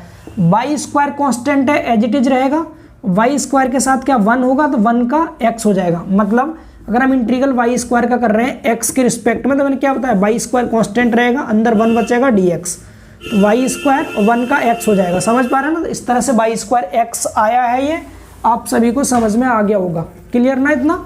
चलिए, तो हम यहाँ पर कर चुके हैं इसका x के रिस्पेक्ट में, ब्रैकेट बंद कर दीजिए। लिमिट क्या थी, 0 से a, 0 से a, इधर क्या है dy। अब यहाँ थोड़ा ध्यान और देना आप, क्या कि ये जो लिमिट है ये किसकी है, x की लिमिट है, मतलब x की जगह पर ही आपको इन्हें रखना है, y की जगह पर नहीं रखना है, इस चीज़ का ध्यान जरूर रखेंगे। ठीक, तो लिमिट 0 से b हो गया, ब्रैकेट के अंदर देखिए क्या बचेगा, x के प्लेस पर पहले a रखिए, यहाँ a रखेंगे तो हो गया a की पावर 3/3 प्लस यहाँ a रखेंगे तो a हो गया इंटू में y स्क्वायर, माइनस करके जब 0 रखेंगे तो ये भी 0 और ये भी 0, तो ये 0 हो जाएगा। ठीक है, इधर क्या है dy। यहाँ तक क्लियर है इतना। एक लाइन में आपको क्वेश्चन बना दीजिए, 0 से b है और इधर ब्रैकेट लगा लीजिए, a की पावर 3/3 प्लस में a y square into d y, मतलब y के रिस्पेक्ट में करना है आपको इसका इंटीग्रल। क्या आएगा y के रिस्पेक्ट में, ये तो पूरा कांस्टेंट है, कांस्टेंट को बाहर ले लेंगे, a की पावर 3/3 इंटू में यहाँ 1 बचेगा, 1 का y के रिस्पेक्ट में y हो जाएगा, प्लस यहाँ a कांस्टेंट है, y की घात 2 का इंटीग्रल हो जाएगा y की पावर 3/3 और लिमिट क्या है, y वाली लिमिट है आपके 0 से b, लिमिट पुट करेंगे। अब आपको y की जगह पर b रखना है, रखिए y की प्लेस पर b, तो a की पावर 3 इंटू b/3 प्लस यहाँ रखिए तो a b की पावर 3/3। समझ आया इतना। और जब माइनस करके y को 0 रखेंगे तो ये भी 0 और ये भी 0, मतलब पीछे 0 आ जाएगा। यहाँ से क्या आएगा, नीचे आ गया 3, ऊपर हो गया a की cube b plus a b की क्यूब, यहाँ से आप कॉमन ले सकते हैं a b कॉमन लिया, अंदर यहाँ बचा a स्क्वायर प्लस यहाँ बच गया b स्क्वायर और नीचे क्या है अपॉन में 3। ये इसका आंसर आ गया। 5 नंबर में क्वेश्चन पूछे जाते हैं ये, और काफ़ी आसान क्वेश्चन है। उम्मीद करते हैं कि आप सबको समझ आया होगा, क्वेश्चन क्लियर हुआ सभी को। ये ऐसे ही क्वेश्चन है, लगभग 5-6 क्वेश्चन, सभी को समझेंगे एक एक करके बहुत बारीकी से। तो अब इसको रफ करते हैं और अगले क्वेश्चन की ओर मूव करते हैं। आप इसका स्क्रीनशॉट ले सकते हैं।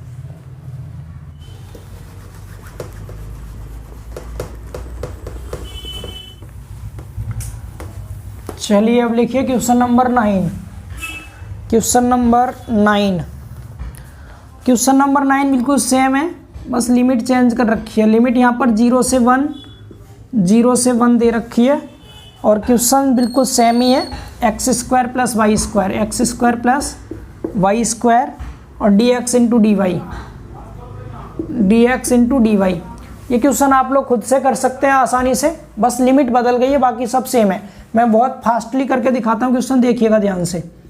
0 से 1 बड़ा ब्रैकेट लगाएंगे, 0 से 1 x square plus y square, यहाँ डी एक्स है, डी एक्स लिख दिया, ब्रैकेट बाहर कर दिया, इंटू में डी वाई। पहले एक्स के रिस्पेक्ट में करेंगे इसको, 0 से 1 एक्स के रिस्पेक्ट में वाई कांस्टेंट होगा, एक्स की घात 2 का हो जाएगा, एक्स की पावर 3/3, वाई स्क्वायर कांस्टेंट है, इसके साथ 1 होगा, 1 का हो जाएगा एक्स। लिमिट 0 से 1 है इंटू डी वाई। पहले 1 पुट कीजिए एक्स के प्लेस पर, तो 0 से 1 यहाँ 1 रखेंगे, 1/3 आया, यहाँ 1 रखेंगे तो केवल वाई स्क्वायर बचेगा। ठीक, जब 0 रखेंगे तो पीछे 0 हो जाएगा, इंटू डी वाई। वाई के रिस्पेक्ट में कीजिए इसका, तो 1/3 कांस्टेंट है, 1 का वाई होता है, वाई आ जाएगा, इसका होगा वाई की पावर 3/3 हो जाएगा। लिमिट क्या है, लिमिट 0 से 1 है। ठीक, यहाँ पर लिमिट पुट कीजिए, तो पहले 1 रखेंगे वाई के प्लेस पे, तो 1/3 प्लस यहाँ भी कितना हो गया, 1/3 हो गया, और जब 0 रखेंगे तो पूरा 0 हो जाएगा पीछे। एलसीएम आ गया 3, 1 और 1 2 हो गया, तो 2/3 इसका आंसर आ गया। सेम क्वेश्चन था, सिर्फ लिमिट डिफरेंट कर रखी थी। उम्मीद है समझ गए होंगे सभी लोग। ये 2007 के एग्जाम में पूछा था, इससे पहले जब 0 से ए और 0 से बी था वो 2004 के एग्जाम में पूछा था क्वेश्चन। बिल्कुल सेम ही क्वेश्चन था, हटा दें इसको। चलिए हटाते हैं और अगला क्वेश्चन देखते हैं। अगला क्वेश्चन देखिए, बस अब आपको कॉन्सेप्ट क्लियर हो गया ना, आप क्वेश्चन इजीली कर पाएंगे।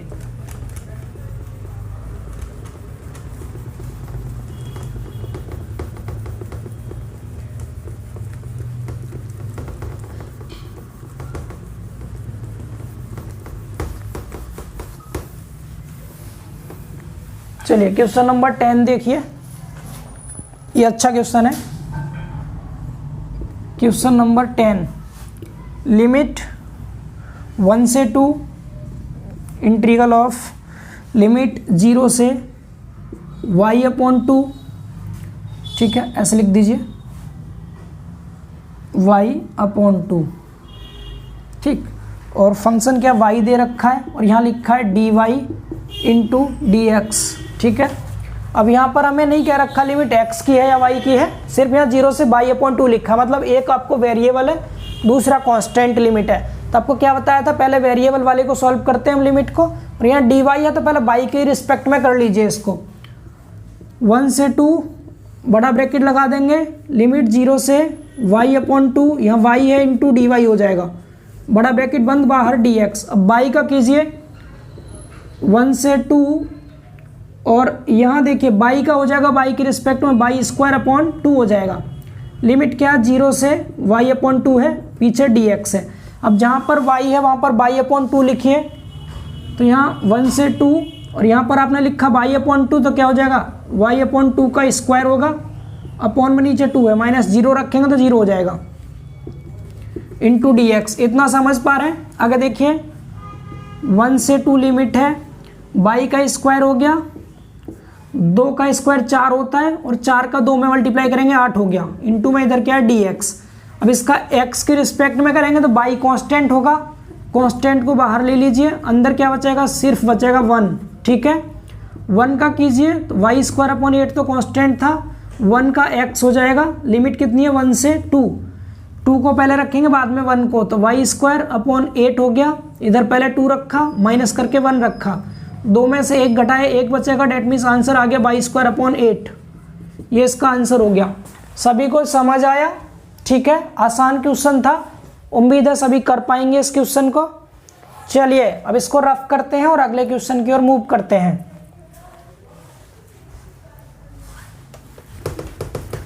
बहुत ज़्यादा आसान चैप्टर था, इसलिए मैंने तीनों टॉपिक को एक साथ ले लिया है, क्योंकि जो आसान है उसमें क्यों ज़्यादा टाइम वेस्ट करें। और इसके जस्ट बाद ही आपको डिफरेंशियल इक्वेशन पढ़ाया जाएगा, ठीक है। अगला जो मैराथन लेक्चर आएगा अवकलन समीकरण पर आधारित आएगा, जो अक्सर बच्चों को बहुत हार्ड लगता है, तो उसी की क्लास आएगी अगली।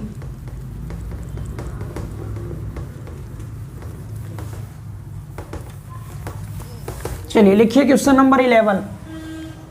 क्वेश्चन नंबर 11 क्वेश्चन है, लिमिट दे रखा आपको कितना 0 से √3, 0 से √3 और यहाँ भी 0 से √3, दोनों लिमिट सेम है। फंक्शन की वैल्यू है 1/1 + x² इंटू 1 + y²। यहाँ लिखा है dy, इधर लिखा है dx। पहले dy लिखा है तो पहले y के रिस्पेक्ट में कर लीजिए, बाद में x के रिस्पेक्ट में करेंगे, तो लिमिट हो जाएगा 0 से √3, बड़ा ब्रैकेट लगाइए, लिमिट 0 से √3, इसका कर दीजिए y के रिस्पेक्ट में, तो 1/1 + x² इंटू 1 + y², ठीक है, इंटू में dy और ब्रैकेट के बाहर आ जाएगा कितना dx। समझ पा रहे हैं? y के रिस्पेक्ट में कर रहे हैं तो x कांस्टेंट होगा, इसको बाहर ले आइए, x वाला पार्ट आपका बाहर आ जाएगा, 0 से √3 हो गया, यानी 1/1 + x², ये तो बाहर आ गया।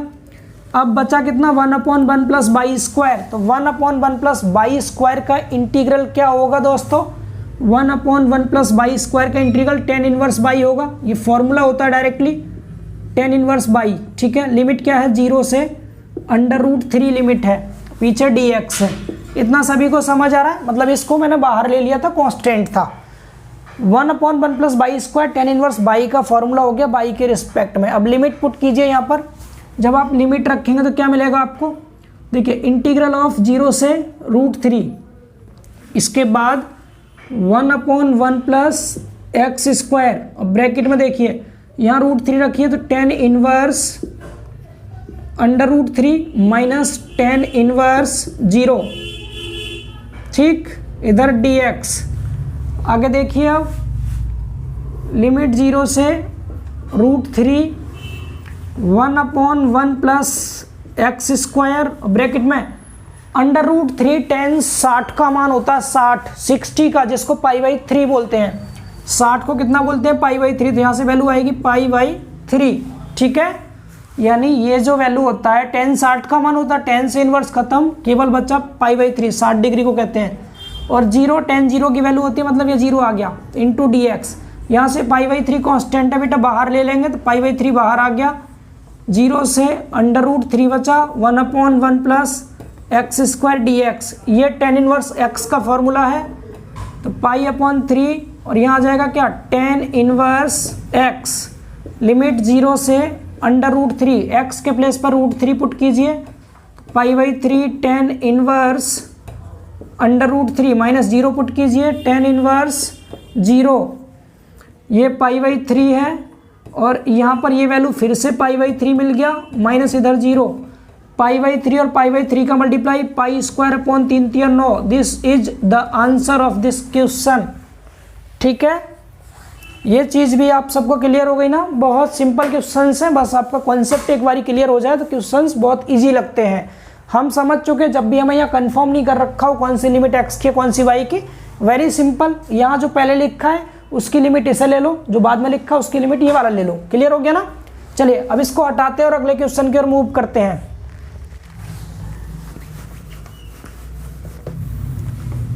चलिए अब क्वेश्चन नंबर 12 देखते हैं। क्वेश्चन नंबर 12, ठीक है, हाँ ये थोड़ा सा और डिफरेंट क्वेश्चन है। क्वेश्चन नंबर 12, इसमें लिखा हुआ है इंटीग्रल ऑफ x बराबर 0 से 6। यहाँ पर कंफर्म कर दिया कौन सी लिमिट x की है कौन सी y की है।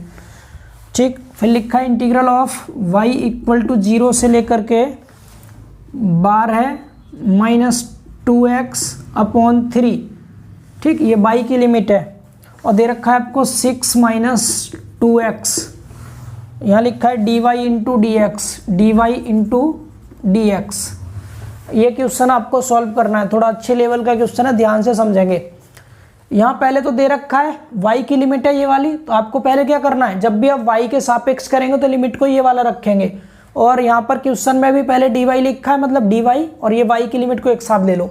अगर यहीं पर अगर इस तरह लिखा होता ना, ऐसे लिखा होता सपोज dx × dy, तब भी आपको पहले dy करना पड़ता, क्योंकि ये वाली लिमिट y की है तो इसको आगे ही लिखना पड़ता अपने से चेंज करके। ठीक है, ऐसा करना पड़ता क्योंकि यहाँ पर पहले ही कंफर्म कर दिया कौन सी लिमिट x की है कौन सी y की है।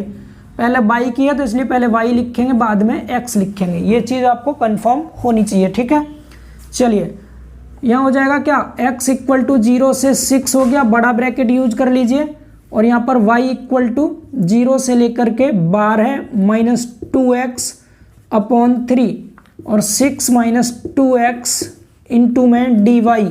इतना समझ पा रहे हैं, ब्रैकेट को बंद करके बाहर dx लिख देंगे। यहाँ तक क्लियर हुआ। इसको सॉल्व कीजिए तो बाहर क्या है, x = 0 से 6 बड़ा ब्रैकेट। अब ध्यान देना, सामने y के रिस्पेक्ट में कर रहे हैं, पूरा फंक्शन x का है और x का फंक्शन कांस्टेंट हो जाता है, तो इस कांस्टेंट को बाहर ले लीजिए, केवल 1 बचेगा, 1 का कर देंगे इंटीग्रल, क्योंकि y के रिस्पेक्ट में x कांस्टेंट है, ये तो बाहर आ गया, ये पूरा x का फंक्शन बाहर आ जाएगा और अंदर सिर्फ बचेगा 1, और 1 का y के रिस्पेक्ट में इंटीग्रल क्या हो जाएगा, y हो जाएगा। मैं यहाँ से ब्रैकेट हटा करके यहाँ लगा रहा हूँ, y हो जाएगा। ठीक है, लिमिट क्या है, 0 से लेकर के बार है -2x/3। समझ आया, इंटू में पीछे dx कर दीजिए। इतना क्लियर हुआ सभी को। अब इस लिमिट को y की जगह रखिए, फिर माइनस में 0 रखिए y के प्लेस पर, तो यहाँ से आपको क्या मिल जाएगा, यहाँ से आपको मिलेगा इंटीग्रल ऑफ 0 से 6, मतलब x बराबर है पहले ब्रैकेट में 6 - 2x इंटू दूसरे ब्रैकेट में क्या आएगा, y की जगह पे बार है -2x/3। ठीक है, माइनस जब 0 रखेंगे तो 0 ही हो जाएगा, 0 वाला पार्ट में छोड़ दे रहा हूँ, आप समझ गए होंगे इतना। तो जब 0 रखेंगे तो माइनस में 0 आएगा, उसको हटा दे रहे हैं। इनका 3 को बाहर ले लो, 1/3 को, और बाकी जो बचा उसका मल्टीप्लाई कर लो। अब x बराबर लिमिट आपकी 0 से 6 है, 6 का इस ब्रैकेट में मल्टीप्लाई करो। पहले 6 का किस में करेंगे, आप इसमें करेंगे। यहाँ से एक काम कर सकते हैं आप, यहाँ से 2 बाहर ले सकते हैं कॉमन। यहाँ से आप इस ब्रैकेट में से 2 कॉमन ले लीजिए, मैं यहाँ ले लेता हूँ 2 कॉमन। तो यहाँ कितना बचा रहेगा, यहाँ बचेगा 3 - x बचेगा सिर्फ, इधर ब्रैकेट में बच गया 12। यहाँ से भी 2 कॉमन ले सकते हैं, तो यहाँ पे 4 आ जाएगा बाहर। समझ पा रहे हैं मैंने क्या कर दिया, सुनिए ध्यान से। इसमें से एक तो 2 कॉमन लिया तो यहाँ 3 - x बचा, एक इसमें से 2 कॉमन लिया तो यहाँ 6 - x बचेगा, 6 - x, और बाहर आपका 2 दूनी 4 बाहर आ गया, 3 नीचे वाला बाहर आया। क्लियर है ना। अब सिंपल इनका पहले मल्टीप्लाई कर लीजिए, तो 4/3 लिमिट x = 0 से 6, पहले कीजिए 3 का अंदर मल्टीप्लाई, 6 यहाँ पर लिखिए, इसके ऊपर यहाँ अपर लिमिट है, 3 × 6 = 18 -3 × 3 x हो गया, फिर माइनस में 6x आया, माइनस में 6x और माइनस माइनस प्लस हो गया कितना, ये x का स्क्वायर, समझ पा रहे हैं इतना, इनटू में dx। आगे देखिए 4/3 इंटीग्रल ऑफ 0 से 6 है, x बराबर 0 से 6। देखिए x स्क्वायर है, ये मैं पहले लिख लो x स्क्वायर, फिर माइनस में 9x आएगा और प्लस में 18 इंटू dx। इसका समाकलन करेंगे तो 4/3 इंटीग्रल इसका हो जाएगा कितना, x की पावर 3/3 होगा, माइनस 9 इंटू एक्स का हो जाएगा x स्क्वायर अपॉन 2 प्लस 18 के साथ x आ जाएगा। 18 का कुछ नहीं, 1 का x होता है। लिमिट 0 से 6। अब जहाँ जहाँ x है वहाँ पर 6 पुट कर दीजिए, 6, ठीक है। तो यहाँ तक प्लीज़ करके आप नोट कर लीजिए, हालांकि मैं यहाँ कर सकता हूँ इसको सॉल्व, यहाँ आई थिंक सो दिख रहा होगा आप सबको। तो यहाँ बाहर है आपका 4/3 ब्रैकेट के अंदर, जब आपने यहाँ पर 6 रखा तो 6 की घात 3 कितना होता है, 216। 6 का क्यूब क्या होता है, 216। 6 गुणा 6 गुणा 6 36, छिक्का 6 छिंग 36, 36 18 21 216 आता है। यह हो गया 216 अपॉन में 3 माइनस यहाँ हो जाएगा 6 की घात 2 मतलब 6 छिंग 36, 9 गुणा 36 आएगा यहाँ, 9 गुणा 36 बट्टे में 2 आ गया, ठीक है, प्लस 18 गुणा यहाँ पर भी 6 रखेंगे, 6 आ गया। और जब 0 रखेंगे तो यहाँ भी x है, यहाँ भी x है, यहाँ भी x है, सब 0 हो जाएगा। इतना क्लियर हुआ सभी को ये। इसको और सिंप्लीफाई कीजिए, थोड़ा सा और सिंप्लीफाई करेंगे इसको। तो आई थिंक नीचे पता नहीं दिख रहा है या नहीं, मैं ऊपर का मिटा रहा हूँ या इधर कर देता हूँ, साइड में इधर कर देता हूँ, ठीक है। यहाँ समझ लीजिएगा। पहले तो 4/3 है बाहर, इसको काटिए 3 से, यहाँ कितना हो जाएगा, 3 सत्ते 21, 3 दूनी 6, 72 बार कट गया। माइनस इसको आप काटिए 2 से तो 2 एकन 2 हो गया, 2 अट्ठे 16, 18 दूनी 36 होता, 18 बार कट गया। 18 का 9 में मल्टीप्लाई कीजिए, 18 निम्मा जानते कितना होता है, 18 का 9 से मल्टीप्लाई, 9 अट्ठे 72, 7 9 एक 9 और 7 16, 162 होता है। तो यहाँ कितना आ गया, 162, 162 आ गया ये, 18 निम्मा 162, ठीक है।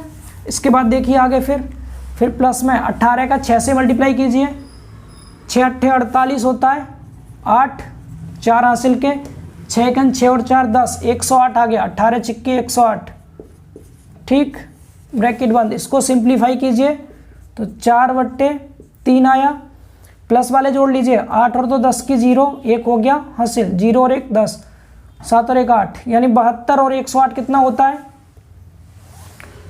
72 ये है और 108 ये है, 180 आएगा, सॉरी 180, ठीक है।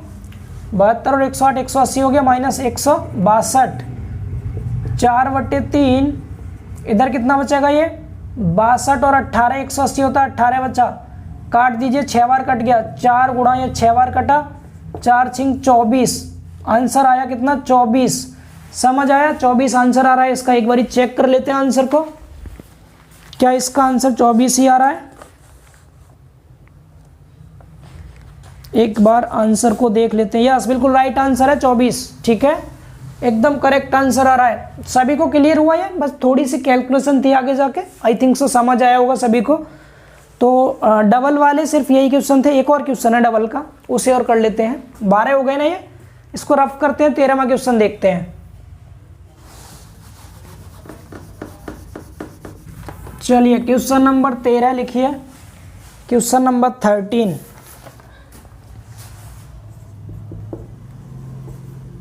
लिमिट दे रखा है यहाँ पर 1 से 2 और आगे दे रखा है 0 से x, और यहाँ पर लिखा हुआ है e की power y/x into d y into d x, ठीक है, dy इंटू डी एक्स लिखा हुआ है। अब यहाँ पर आपको ये तो नहीं कह रखा कि पहले लिमिट किसकी है, यहाँ 0 से x का मतलब ये नहीं है कि लिमिट x की ही होगी। यहाँ पर अगर लिखता है ये x बराबर 0 से x तब कहते हैं x की लिमिट है। अब यहाँ या फिर लिखता y बराबर 0 से x तब y की लिमिट। अभी कुछ नहीं कह रखा, तो अब हम इसके अकॉर्डिंग चलेंगे। पहले यहाँ क्या y लिखा है ना, तो इसको y की लिमिट मान के करेंगे क्वेश्चन को। यहाँ से क्या हो जाएगा, 1 से 2 हो गया, बड़ा ब्रैकेट लगाएंगे, 0 से x और e की पावर y/x इंटू में dy, ब्रैकेट बंद, इधर dx। समझ पा रहे हैं। अब आप यहाँ पर क्या करेंगे, x को कांस्टेंट मान लेंगे, x को कांस्टेंट मान के करेंगे तो हो जाएगा इंटीग्रल ऑफ 1 से 2, लिमिट 1 से 2 हो गई। अब देखो e की पावर x, अगर यहाँ पर ये कांस्टेंट है, कांस्टेंट का मतलब कोई एक संख्या है, लाइक डेट 2 मान लिया सपोज आपने, अगर हम इसका इंटीग्रल करते हैं e की पावर का सेम रहता है e की पावर ये, और जब हम इसका क्या करते हैं जो कांस्टेंट होता है उससे डिवाइड करते हैं ना, तो यहाँ पर 1/2 कांस्टेंट है, 1/2 से जब आप डिवाइड करेंगे इसमें 1/2 से तो 2 ऊपर पहुंच जाएगा आगे है, तो यहाँ 2 आ जाएगा। इस तरह से ही आप क्या करेंगे, यहाँ पर x है ना, कांस्टेंट क्या है यहाँ पर x, ध्यान दीजिएगा थोड़ा सा ध्यान देना, e की पावर y/x, तो e की पावर y/x का तो सेम y/x ही आएगा। अब जो भी गुणांक लिखा होता है y के साथ उससे डिवाइड करते हैं, y के साथ 1/x लिखा है तो 1/x से आप इसमें डिवाइड करेंगे, समझ पा रहे हैं इतना। और इसकी लिमिट क्या है, 0 से x लिमिट है, बाहर dx है।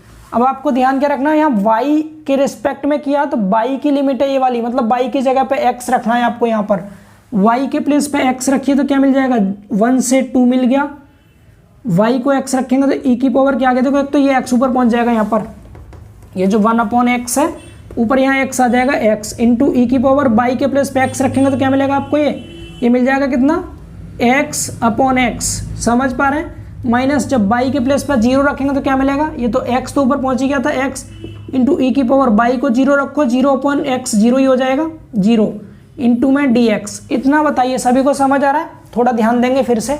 मैंने क्या किया, यहाँ y पहले लिखा था तो इसको हम y की लिमिट मान के करेंगे, क्योंकि क्वेश्चन में नहीं कह रखा कि ये लिमिट x की है या y की है, हमने y के रिस्पेक्ट में किया है इसका इंटीग्रल, तो y के रिस्पेक्ट में x कांस्टेंट रहता है, तो यहाँ पर x कांस्टेंट है, e की पावर y/x का इंटीग्रल सेम e की पावर y/x होगा, यहाँ लिख दिया नीचे e की पावर y/x।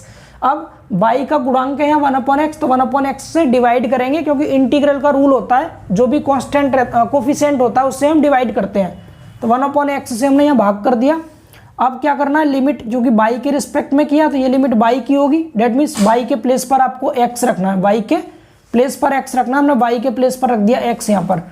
अब यहाँ आगे अगर आप सॉल्व करेंगे तो क्या मिलेगा आपको, देखिए इंटीग्रल ऑफ 1 से 2, ये x से x कट जाएगा, e की पावर 1 बचेगा, तो x इंटू ई की पावर 1 बचा, माइनस यहाँ e की पावर 0 का मान कितना होता है, किसी भी नंबर की पावर 0 हो उसको 1 कहते हैं, ये 1 हो गया इसकी वैल्यू, ठीक, इंटू में dx। अब आपको x के रिस्पेक्ट में इसका इंटीग्रल करना है, कीजिए।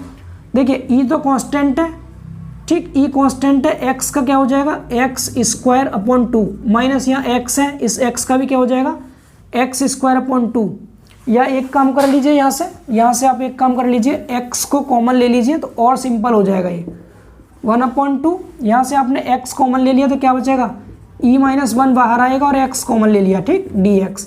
ये e-1 कांस्टेंट है, इसको बाहर लिख दीजिए e-1 को, अब केवल x बचा और dx बचा, 1 से 2, x का इंटीग्रल कर लीजिए, क्या हो जाएगा, x का समाकलन x² 2, x का समाकलन हो गया x² 2, लिमिट 1 से 2, पहले 2 रखिए यहाँ पर, तो e-1 पहले आप 2 रखेंगे, 2 की पावर 2 का मान 4 होता है अपॉन 2, माइनस फिर 1 रखिए तो 1/2, समझ पा रहे हैं। तो कितना आ गया, ये e-1 तो बाहर है, अगले ब्रैकेट में 4 में से 1 घटाएंगे 3 बचेगा, 3/2, तो यहाँ से कह देंगे आप 3e-1/2 इस क्वेश्चन का आंसर हो गया, ठीक है। थोड़ा सा डिफरेंट टाइप का क्वेश्चन है, उम्मीद करते हैं समझ गए होंगे आप सभी। तो अब डबल इंटीग्रल हम समझ चुके हैं, अब करेंगे हम ट्रिपल इंटीग्रल, ठीक है। डबल के इतने क्वेश्चन थे, ट्रिपल के बहुत ज़्यादा नहीं है, कोई नया कॉन्सेप्ट नहीं है, वहाँ भी सेम ही रूल काम करेगा, बस वहाँ पर 3 आ जाएंगे यहाँ पर, ठीक है। और पहले जो लिखा होगा उसकी रिस्पेक्ट में करेंगे, तो मैं अलग से उसका कोई कॉन्सेप्ट आपको नहीं बता रहा हूँ, डायरेक्ट हम क्वेश्चन की ओर मूव करते हैं, ठीक है। बट आप फिर भी अब हेडिंग लिख के करेंगे ट्रिपल इंटीग्रल, इसको रफ करते हैं और देखते हैं आगे।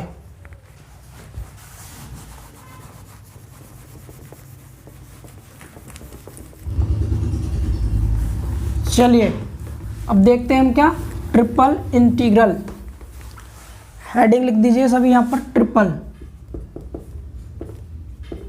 ट्रिपल मतलब त्रिगुण, त्रिगुण समाकलन। अब देखिए ट्रिपल इंटीग्रल के क्वेश्चन भी सेम ऐसे ही करने हैं जैसे आपने डबल के किए थे, फर्क इतना, अब यहाँ पर 3 वेरिएबल आ जाएंगे x, y, z। जब x के रिस्पेक्ट में करेंगे तो y, z कांस्टेंट हो जाएगा, y के रिस्पेक्ट में करेंगे तो x, z कांस्टेंट होगा, और z के रिस्पेक्ट में करेंगे तो x, y कांस्टेंट होगा। बस इसको ध्यान में रखना है, बाकी 3 बार इंटीग्रल होगा। ध्यान वही रखना है, पहले अगर dx लिखा है तो x के रिस्पेक्ट में, पहले dy लिखा है तो y के रिस्पेक्ट में, पहले dz लिखा है तो z के रिस्पेक्ट में। पूरा कॉन्सेप्ट बिल्कुल सेम है जो आपको अभी अभी पढ़ाया गया था, सेम उसी कॉन्सेप्ट पे काम करना है। हमें क्वेश्चन की हेल्प से आपको समझाते हैं, ठीक है। डायरेक्ट हम क्वेश्चन की ओर मूव कर रहे हैं, समझ पा रहे हैं। आई थिंक क्वेश्चन हमारा कौन सा आएगा, क्वेश्चन नंबर 14 होगा। लगभग 13 क्वेश्चन हमने कर लिए थे। इस क्वेश्चन को देखिए क्या है, इसमें सिंपल क्वेश्चन है, लिखा है 0 से 1 0 से 1 0 से 1 और e की power x plus y plus Z into में पहले dx लिखा है, फिर dy लिखा है, फिर dz लिखा है। ये क्वेश्चन है और ये क्वेश्चन लास्ट ईयर ही पूछा गया था एग्जाम में। बहुत इंपॉर्टेंट क्वेश्चन है, देखने में बहुत सिंपल लग रहा है लेकिन थोड़ा सा लेंथी हो जाएगा। परेशान नहीं होना है आपको, 3 का है, आराम से कर लेंगे। 5 नंबर फिक्स है आपके यहाँ से, ठीक है। करना क्या है, मैंने बताया था आपको क्या, कि आपको जब यहाँ पर कंफर्म नहीं कर रखा हो लिमिट का, कौन सी लिमिट x की, कौन सी y की, कौन सी z की, हालांकि यहाँ तो तीनों लिमिट सेम है, तो आपको यहाँ ध्यान देना है। पहले अगर dx लिखा है तो इसको लेकर के x के रिस्पेक्ट में कीजिए, इसका करने के बाद फिर y के रिस्पेक्ट में, और यहाँ z है तो फिर बाद में z के रिस्पेक्ट में। यही उल्टा होता, पहले y होता तो पहले y के रिस्पेक्ट में करते। इस चीज़ का थोड़ा ध्यान रखेंगे और रूल बिल्कुल सेम वही है। अब हम पहले x के रिस्पेक्ट में करेंगे तो y और z को कांस्टेंट कर देंगे, क्लियर ना। चलिए इसको थोड़ा पहले सिंपल कर लीजिए। इसको सिंपल कैसे कर सकते हैं आप, ये 0 से 1 है, इधर भी 0 से 1 है। आप यहाँ ब्रैकेट लगाएंगे, 2 को बाहर रखा, तीसरे के लिए ब्रैकेट लगा लिया, 0 से 1। इतना बताइए, समझ पा रहे हैं सभी, 0 से 1। अब यहाँ पर ये हम इनको इंटू में लिख सकते हैं, e की पावर x इंटू ई की पावर y इंटू ई की पावर z, क्योंकि गुणा में घातें जुड़ जाती है ना। अगर बेस सेम हो तो इनको ऐड कर देते हैं, तो ऐड है तो अलग अलग कर सकते हैं, इस तरह से कोई चेंजिंग नहीं आएगी। इंटू में पहले dx है तो पहले x के रिस्पेक्ट में करेंगे, यहाँ बंद कर दीजिए इसको, यहाँ लिखिए dy इंटू dz। इतना समझ पा रहे हैं सभी। अब जब हम x के सापेक्ष कर रहे हैं तो y और z वाला पार्ट कांस्टेंट होगा, इसको बाहर निकाल लीजिए, y और z को बाहर निकाल दीजिए यहाँ से। 0 से 1 0 से 1 और e की पावर x इंटू ई की पावर y को आपने, नहीं, e की पावर y और z, e की पावर y इंटू में e की पावर z, इसको बाहर ले लिया। अब अंदर क्या बच गया, अंदर बच गया e की पावर सिर्फ x, और e की पावर x का इंटीग्रल सेम रहेगा e की पावर x। समझ पा रहे हैं, लिमिट 0 से 1 है, 0 से 1 रखा, dy इंटू dz। यहाँ तक बताइए, क्लियर है सभी को। लिमिट पुट कीजिए, पहले 1 रखेंगे x प्लेस पे, फिर 0 रखेंगे, रख दीजिए यहाँ पर। तो क्या आएगा ये, इंटीग्रल ऑफ 0 से 1 0 से 1 e की पावर y इंटू ई की पावर z, और ब्रैकेट छोटा लगा लीजिए। यहाँ क्या मिलेगा, e की पावर 1 हो जाएगा माइनस ई की पावर 0 हो जाएगा, यहाँ dy इंटू dz। उम्मीद है ये भी समझ आ रहा होगा सभी को। चलिए एक लाइन और सॉल्व कर लीजिए। 0 से 1 0 से 1 ई की पावर y इंटू ई की पावर z, ई की पावर 1 मतलब ई हो गया, ई की पावर 0 का मान 1 होता है, 1 हो गया, ये dy इंटू dz। एक बार कर लिया आपने, अब दोबारा क्या करेंगे, y के रिस्पेक्ट में करेंगे। अब कीजिए y के रिस्पेक्ट में 0 से 1, बड़ा ब्रैकेट यूज कर लिया, 0 से 1, और यहाँ पर क्या है, ये है आपका e की पावर y इंटू ई की पावर z, ब्रैकेट में e माइनस 1 इंटू में dy, ब्रैकेट के बाहर dz। यहाँ तक बताइए, क्लियर ना। y के रिस्पेक्ट में, y को छोड़ के बाकी सब कांस्टेंट है, बाहर ले लीजिए इसको। तो 0 से 1 क्या क्या आएगा बाहर, एक तो आएगा e माइनस 1 आएगा बाहर, और एक e की पावर z आएगा बाहर।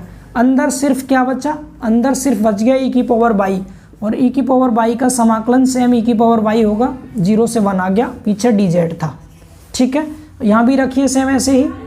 तो 0 से 1 e माइनस 1 हो गया इंटू ई की पावर z, जब लिमिट रखेंगे यहाँ तो ये भी क्या आएगा, e की पावर 1 माइनस ई की पावर 0, ठीक है ना, इंटू dz। e की पावर 1 मतलब e होता है, इसकी वैल्यू 1 होती है, तो e माइनस 1 ये और e माइनस 1 ये होल स्क्वायर बन जाएगा, e माइनस 1 का होल स्क्वायर बन गया, इंटू में ई जेड हो गया, इंटीग्रल ऑफ 0 से 1 dz। ये बताइए, क्लियर है सबको। ये यहाँ e है या 1 है, e माइनस 1 का होल स्क्वायर, इसको बाहर ले लो, कांस्टेंट है ये, तो e माइनस 1 का होल स्क्वायर बाहर आ गया। और बेटा e की पावर z का सेम e की पावर z होता है, लिमिट यहाँ पर 0 से 1 है, यहाँ भी लिमिट आप पुट करेंगे तो आपको मिलेगा e माइनस 1 का होल स्क्वायर, ब्रैकेट के अंदर e की पावर 1 माइनस ई की पावर 0, जिसकी वैल्यू यहाँ भी क्या होगी, e माइनस 1 होगा, तो डेट मीन्स e माइनस 1 का होल क्यूब। इसका आंसर आ चुका है, जो कि बहुत आसान क्वेश्चन था और 5 नंबर आपको दिला के जाएगा ये क्वेश्चन। क्लियर है सभी को? समझ आया? क्लियर हुआ तो एक बार थम्स अप कर दीजिए, ठीक है। चलिए हटाते हैं इसको और अब अगले क्वेश्चन की ओर मूव करते हैं।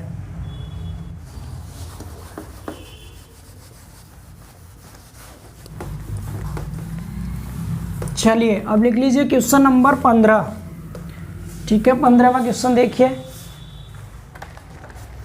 क्वेश्चन नंबर 15, बस 2 क्वेश्चन और हैं। क्वेश्चन नंबर 15 में क्या है, यहाँ भी ट्रिपल प्रोडक्ट का ही है, 0 से 3, इसके बाद 0 से 2, इसके बाद फिर 0 से 1। लिखा है x plus by plus Z, x plus by plus Z. यहाँ पहले लिखा है डी जेड, फिर लिखा है डी एक्स, फिर लिखा है डी वाई, ठीक है। क्रम को थोड़ा ध्यान रखना, जिस क्रम में लिखा है आपको उसी क्रम में लिखना है, अपनी मर्जी से कुछ नहीं करना है इसमें, ठीक है। अभी आपको क्या बताया, अगर पहले यहाँ डी जेड लिखा तो ये वाली लिमिट हम जेड की मान के सॉल्व करेंगे। तो 2 को बाहर ले लीजिए पहले, 0 से 3 और 0 से 2, ये दोनों बाहर रहेंगे। ब्रैकेट के अंदर क्या आएगा, 0 से 1 आएगा और x plus by plus Z और डी जेड, ठीक है, जेड के रिस्पेक्ट में बाहर आ जाएगा आपका d x into d y. यहाँ तक क्लियर। अब जेड के रिस्पेक्ट में करना है तो x और y कांस्टेंट होंगे। अब ये इंटू में होते तो बाहर लेते, लेकिन ये प्लस में है, ठीक है, प्लस में है तो इसको भी आप सॉल्व कर लीजिए। कैसे करेंगे देखिए, x का x कांस्टेंट, x तो बाहर आता, यहाँ पर 1 बचता और 1 का z के रिस्पेक्ट में z हो जाता। यहाँ y है, y बाहर आता, कांस्टेंट था, 1 बचता, 1 का z हो जाता। यहाँ z है, z का हो जाएगा z square by 2। I think so इतना क्लियर होगा। 0 से 1 लिमिट है, dx इंटू डी वाई। समझ आया? अब जहाँ पर z दिख रहा है, क्योंकि z की लिमिट है ये, तो जहाँ पर z दिख रहा है सब जगह 1 रख दीजिए z की जगह पर, ठीक है। z की लिमिट है इसलिए z की जगह पर 1 रखेंगे आप, रखिए z की जगह पर 1। यहाँ 1 रखा तो केवल x बचा, यहाँ 1 रखा केवल y बचा, यहाँ 1 रखा तो 1/2 बचा। फिर z की जगह 0 रखेंगे माइनस करके, तो ये भी 0, ये भी 0, ये भी 0, सब 0, ठीक है। बाहर क्या है, dx इंटू डी वाई। अब x है तो अब x को लेकर के कीजिए, x को लेकर के क्या आएगा, 0 से 3 तो रहेगा बाहर, बड़ा ब्रैकेट लगा लीजिए और ब्रैकेट के अंदर लिखिएगा कितना, 0 से 2, और यहाँ कितना आया था हमारा ये x plus by minus plus 1/2, ठीक, इंटू में dx, बड़े ब्रैकेट के बाहर क्या आएगा, डी वाई। क्लियर? चलिए सॉल्व कीजिए। इंटीग्रल 0 से 3 यहाँ पर सॉल्व करेंगे, इंटीग्रल क्या आएगा देखिए, x के रिस्पेक्ट में कर रहे हैं तो x का हो जाएगा बेटा x square by 2 plus y constant है तो y को बाहर 1 बचता, 1 का x हो जाता, ये 1/2 कांस्टेंट है, 1/2 बाहर 1 बचेगा उसका x हो जाता, ठीक है। लिमिट क्या है, 0 से 2 है, बाहर dy है। अब 2 रखिए जहाँ जहाँ x है, x की लिमिट है ये, तो जहाँ जहाँ x लिखा है वहाँ वहाँ 2 लिख दीजिए पहले। यहाँ 2 रखेंगे, 2 का स्क्वायर बेटा 4 होता है तो 4/2, यहाँ 2 रखेंगे 2y प्लस यहाँ 2 रखेंगे तो 2 से 2 कट जाएगा, 1 बचेगा, ठीक है। कितना बचेगा, 1।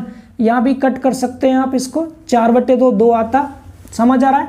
जब 0 रखेंगे यहाँ भी x, यहाँ भी x, यहाँ भी x, 0 हो जाता 0 रखने पर, dy। ये चीज़ समझ आ रही है ना? x की जगह पर 2 रखना है आपको तीनों जगह, ठीक है। यहाँ 2 रखा, 2 का स्क्वायर 4/2 मतलब 2 आ गया, यहाँ 2 रखा, 2 से 2 कट गया, 1 आ गया, यहाँ 2 रखा 2y हो गया।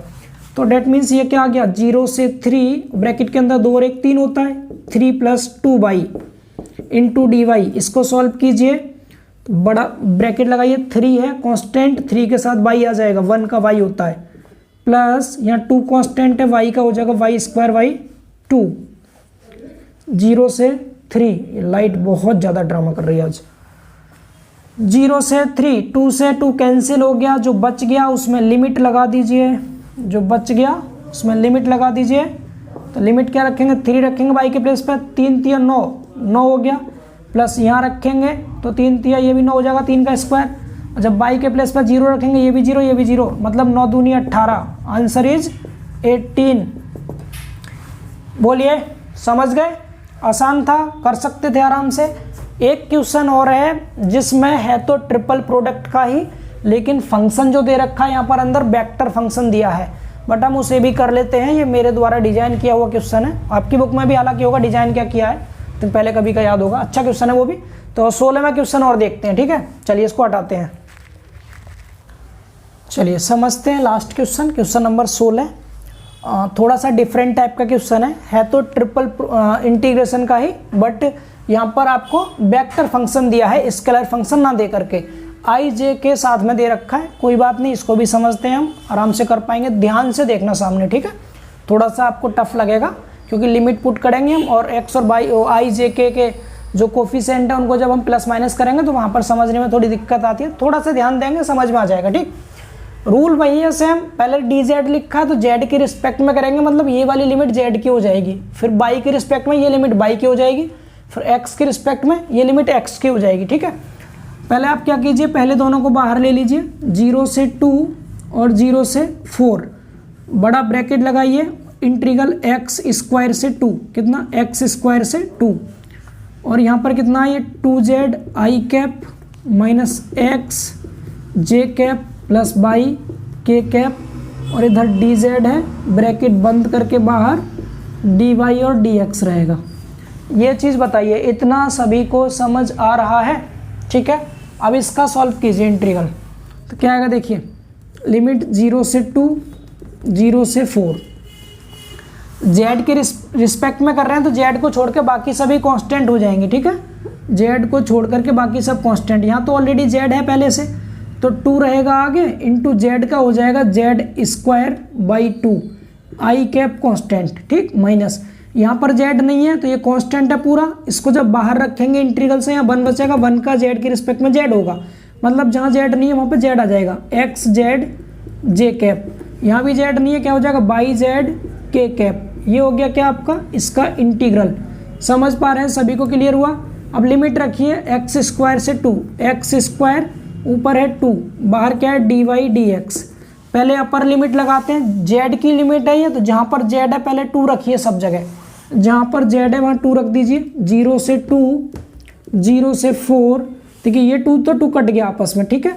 यहाँ 2 रखा, 2 का स्क्वायर 4 हो गया, तो कितना आ गया 4 आई कैप, ठीक, माइनस यहाँ 2 रखा तो 2x जे कैप, यहाँ 2 रखेंगे तो प्लस में 2 बाई के कैप, जेड के प्लेस पे 2 रख दिया, छोटे ब्रैकेट में लिख के माइनस लगाइए बीच में।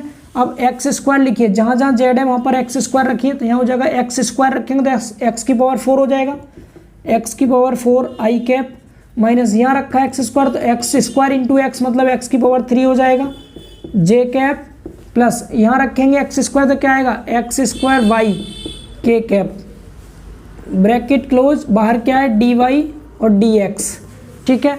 अब इन दोनों को माइनस करेंगे, 2 वेक्टर का माइनस करना आप सबको अच्छे से आता होगा। लिमिट 0 से 2 और 0 से 4, देखिए क्या आएगा, आई वाले में से आई वाले का गुणांक माइनस करेंगे, 4 में से एक्स स्क्वायर, एक्स की पावर 4 माइनस होगा तो 4 माइनस एक्स की पावर 4 बचेगा, ठीक, इधर आई कैप।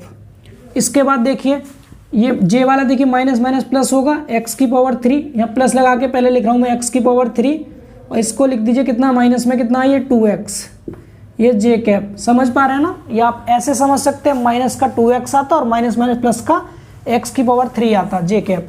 अब के कैप के लिए देखिए प्लस में ये 2 बाई है, के कैप में क्या है 2 बाई है, और माइनस में हो जाएगा कितना, माइनस में ये हो जाएगा एक्स स्क्वायर वाई, ठीक है, 2 बाई और एक्स स्क्वायर वाई, ये क्या है के कैप है। समझ पा रहे हैं इतना सभी। अब आप यहाँ पर ब्रैकेट के साथ यहाँ क्या लिख दीजिए डी वाई, मतलब पहले बाई के रिस्पेक्ट में कर लीजिए, और यहाँ एक बाहर ब्रैकेट लगा करके और बाहर लिख दीजिए डी एक्स। पहले वाई के रिस्पेक्ट में कर रहे हैं, बाद में एक्स के रिस्पेक्ट में। इसका बाई के रिस्पेक्ट में कीजिए, जब हम इसका बाई के रिस्पेक्ट में करेंगे, देखिए 0 से 2, ये तो लिमिट हो गई, बड़ा ब्रैकेट। अब यहाँ पर बाई को छोड़ के बाकी सब कांस्टेंट होगा, तो जहाँ बाई नहीं आ रहा वहाँ पर बाई लगा दीजिए, तो यहाँ 4 है, 4 के साथ बाई आ जाएगा, 4 बाई, एक्स स्क्वायर के साथ बाई, एक्स की पावर 4 के साथ बाई, एक्स की पावर 4 बाई आई कैप, ठीक, प्लस ब्रैकेट देखिए यहाँ पर बाई नहीं है तो क्या आ जाएगा एक्स की power 3 by minus 2x by J cap, plus में यहाँ पर क्या आएगा देखिए, यहाँ पर देखिए क्या आएगा, बाई पहले से है तो बाई का क्या हो जाएगा बाई स्क्वायर अपॉन 2, माइनस ये एक्स स्क्वायर है, यहाँ भी बाई है तो क्या हो जाएगा बाई स्क्वायर अपॉन 2, ये के कैप हो गया, ठीक। लिमिट क्या है इसकी 0 से 4 है, 0 से 4, बाहर क्या है डी एक्स, ठीक है। अब देखिए आगे इसके बाद पहले 4 रखिए, किसकी, बाई की लिमिट है ना, जहाँ जहाँ बाई है सब जगह 4 रख दीजिए। तो क्या मिलेगा, इंटीग्रल ऑफ 0 से 2 लिमिट है, बड़ा ब्रैकेट 4 रखिए, बाई की जगह 4, 4 चौक 16 हो गया, ये 16 माइनस यहाँ रखा 4 तो 4 x की पावर 4 हो गया, ये आई कैप आ गया, ठीक। प्लस जे कैप के लिए देखिए पहले 4 रखिए, x किसकी, बाई की जगह पर 4 रखना है ना हमें, y की लिमिट थी बाई के प्लस पे 4, यहाँ 4 x की पावर 3 हो गया। इसके बाद यहाँ रखेंगे तो कितना आएगा, माइनस का, यहाँ 4 रखा, 4 दूनी 8 हो गया, 8x हो गया जे कैप। इसके बाद यहाँ रखिए, देखिए 2 से 2 कट गया, यहाँ लिख देते हैं के कैप वाला टर्म। यहाँ जब 4 रखेंगे 4 चौक 16 हो जाएगा, ये 16 हो गया, माइनस में यहाँ रखेंगे 4 तो कितना होगा, 4 चौक 16, 16 बटे 2 8 होता है, 8 हो गया और x स्क्वायर हो गया, यहाँ के कैप, ठीक। इसका इंटीग्रल अब आपको x के रिस्पेक्ट में करना है। जब बेटा 0 रखेंगे तो यहाँ भी बाई है, ये भी 0, ये भी 0, ये भी 0, ये भी 0, ये भी 0, सब 0 हो जाएगा 0 रखने पर, इसलिए 0 वाला छोड़ सकते हैं। अब इसको सॉल्व करेंगे हम आगे।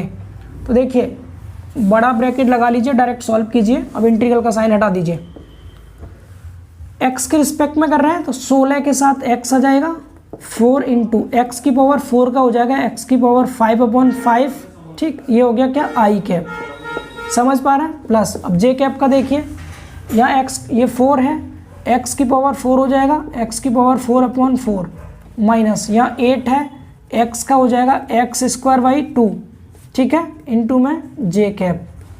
प्लस कीजिए, प्लस के कैप वाला टर्म देखिए, यहाँ 16 है, इसके साथ x आएगा, यहाँ 8 है, x की पावर 3 हो जाएगा, अपॉन में 3, ये के कैप, ठीक। ब्रैकेट बंद करके, और लिमिट कितनी है इसकी, ब्रैकेट बंद करके लिमिट है 0 से 2, 0 से 2 लिमिट है, ठीक है, 0 से 2 लिमिट को पुट करिए। यहाँ पर पहले 2 रखिए, यहाँ 2 रखेंगे, 16 दूनी 32 माइनस यहाँ पर 2 रखेंगे, 2 की घात 5 का मान 32 होता है, तो 4 गुणा 32 आएगा, 32 का 4 में गुणा कीजिए, 4 दूनी 8, 4 तिया 12, 128 हो गया, बट्टे में 5, समझ पा रहे हैं, आई कैप, ठीक है। इतना क्लियर हुआ। या फिर आप 32 गुणा 4 ही लिख लीजिए, बाद में 32 को कॉमन ले लेंगे, कैलकुलेशन आगे आपको आसान लगेगी। ये 4 है ना, 4 गुणा 32 कीजिए, बट्टे 5, आई कैप। प्लस देखिए 4 से 4 कट गया, यहाँ 2 रखेंगे, 2 की घात 4 का मान बेटा 16 होता है, माइनस यहाँ ये 4 बार कटेगा, इससे 4 बार, और यहाँ रखेंगे आप कितना, 2 दूनी 4, 4 चौक 16, ये भी 16 हो गया, जे कैप, ठीक। प्लस में के कैप वाला टर्म देखिए, यहाँ 2 रखा, 16 दूनी 32 आ गया, 32 माइनस यहाँ रखा 2, 2 की घात कितना होता है, 8 होता है, ये 2 की घात 3 8, 8 8 64 हो गया, बट्टे में 3, ठीक है। ये क्या आया, के कैप। इतना समझ पा रहे हैं। देखिए यहाँ क्या आएगा, जे कैप वाला टर्म तो 0 हो गया, इसमें से आप 32 कॉमन ले सकते हैं, 32 कॉमन लिया आपने, कितना बचेगा, यहाँ 1 बचा, यहाँ माइनस में 4/5 बचा, यहाँ हो गया आई कैप, ठीक है। प्लस ये तो 0 हो गया बीच वाला, प्लस इसको देखिए कितना आएगा, यहाँ से 32 कॉमन ले लीजिए, 32, यहाँ बचेगा 1 माइनस यहाँ 2 बचेगा, 2/3 बच गया, के कैप, समझ पा रहे हैं। आगे देखिए ये 32 है, ब्रैकेट में 5 एकन 5 में से 1 गया, तो 1/5 बचेगा, 1/5 आई कैप। प्लस यहाँ देखिए कितना बचेगा, 3 एकन 3, 1/3 बचेगा, 32 पूरे में से ही कॉमन ले लीजिए, कम कीजिए, 32 पूरे में से बाहर ले लीजिए, ठीक। दिख रहा है यहाँ तक, दिख रहा होगा, नहीं दिखेगा दिखा देंगे अभी आपको।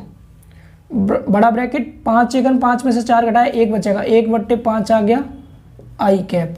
प्लस यहाँ से भी 32 बाहर आ गया, 3 एकन 3, 3 में से 2 घटाएंगे तो 1/3, 1/3 के कैप।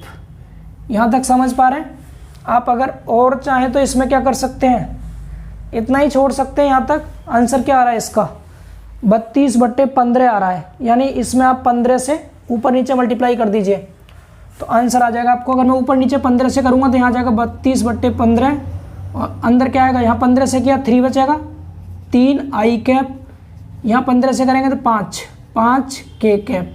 यही आंसर दे रखा है बुक में, एक बार देख लें। आपको दिख रहा है पूरा नीचे तक, दिख रहा है पूरा, नहीं दिख रहा तो हम कर देंगे, आपको सही से दिखा देंगे, आप स्क्रीनशॉट ले लीजिएगा। हालांकि दिख रहा है, ठीक है, क्लियर दिख रहा है, समझ गए।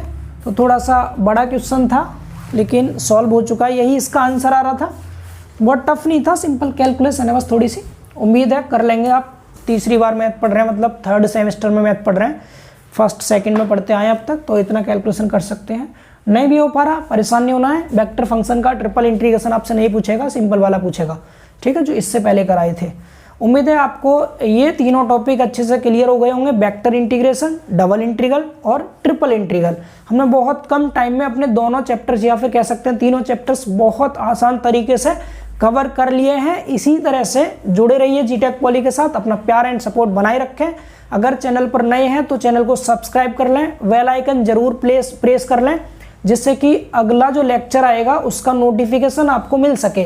क्योंकि अगला लेक्चर अब हम करने वाले हैं मैराथन क्लास डिफरेंशियल इक्वेशन पर, यानी अवकलन समीकरण हमारे बचे हुए हैं फर्स्ट ऑर्डर के और हायर ऑर्डर के। तो एक लेक्चर में तो हम फर्स्ट ऑर्डर के करेंगे और दूसरे लेक्चर में हायर ऑर्डर के करेंगे।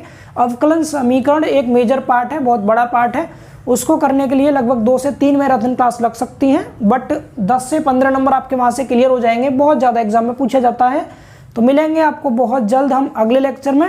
अगर आपने वीडियो को लाइक नहीं किया तो लाइक कर सकते हैं और भी दोस्तों के पास शेयर कर सकते हैं क्लास को। ठीक है, फिर बाय बाय, टेक केयर।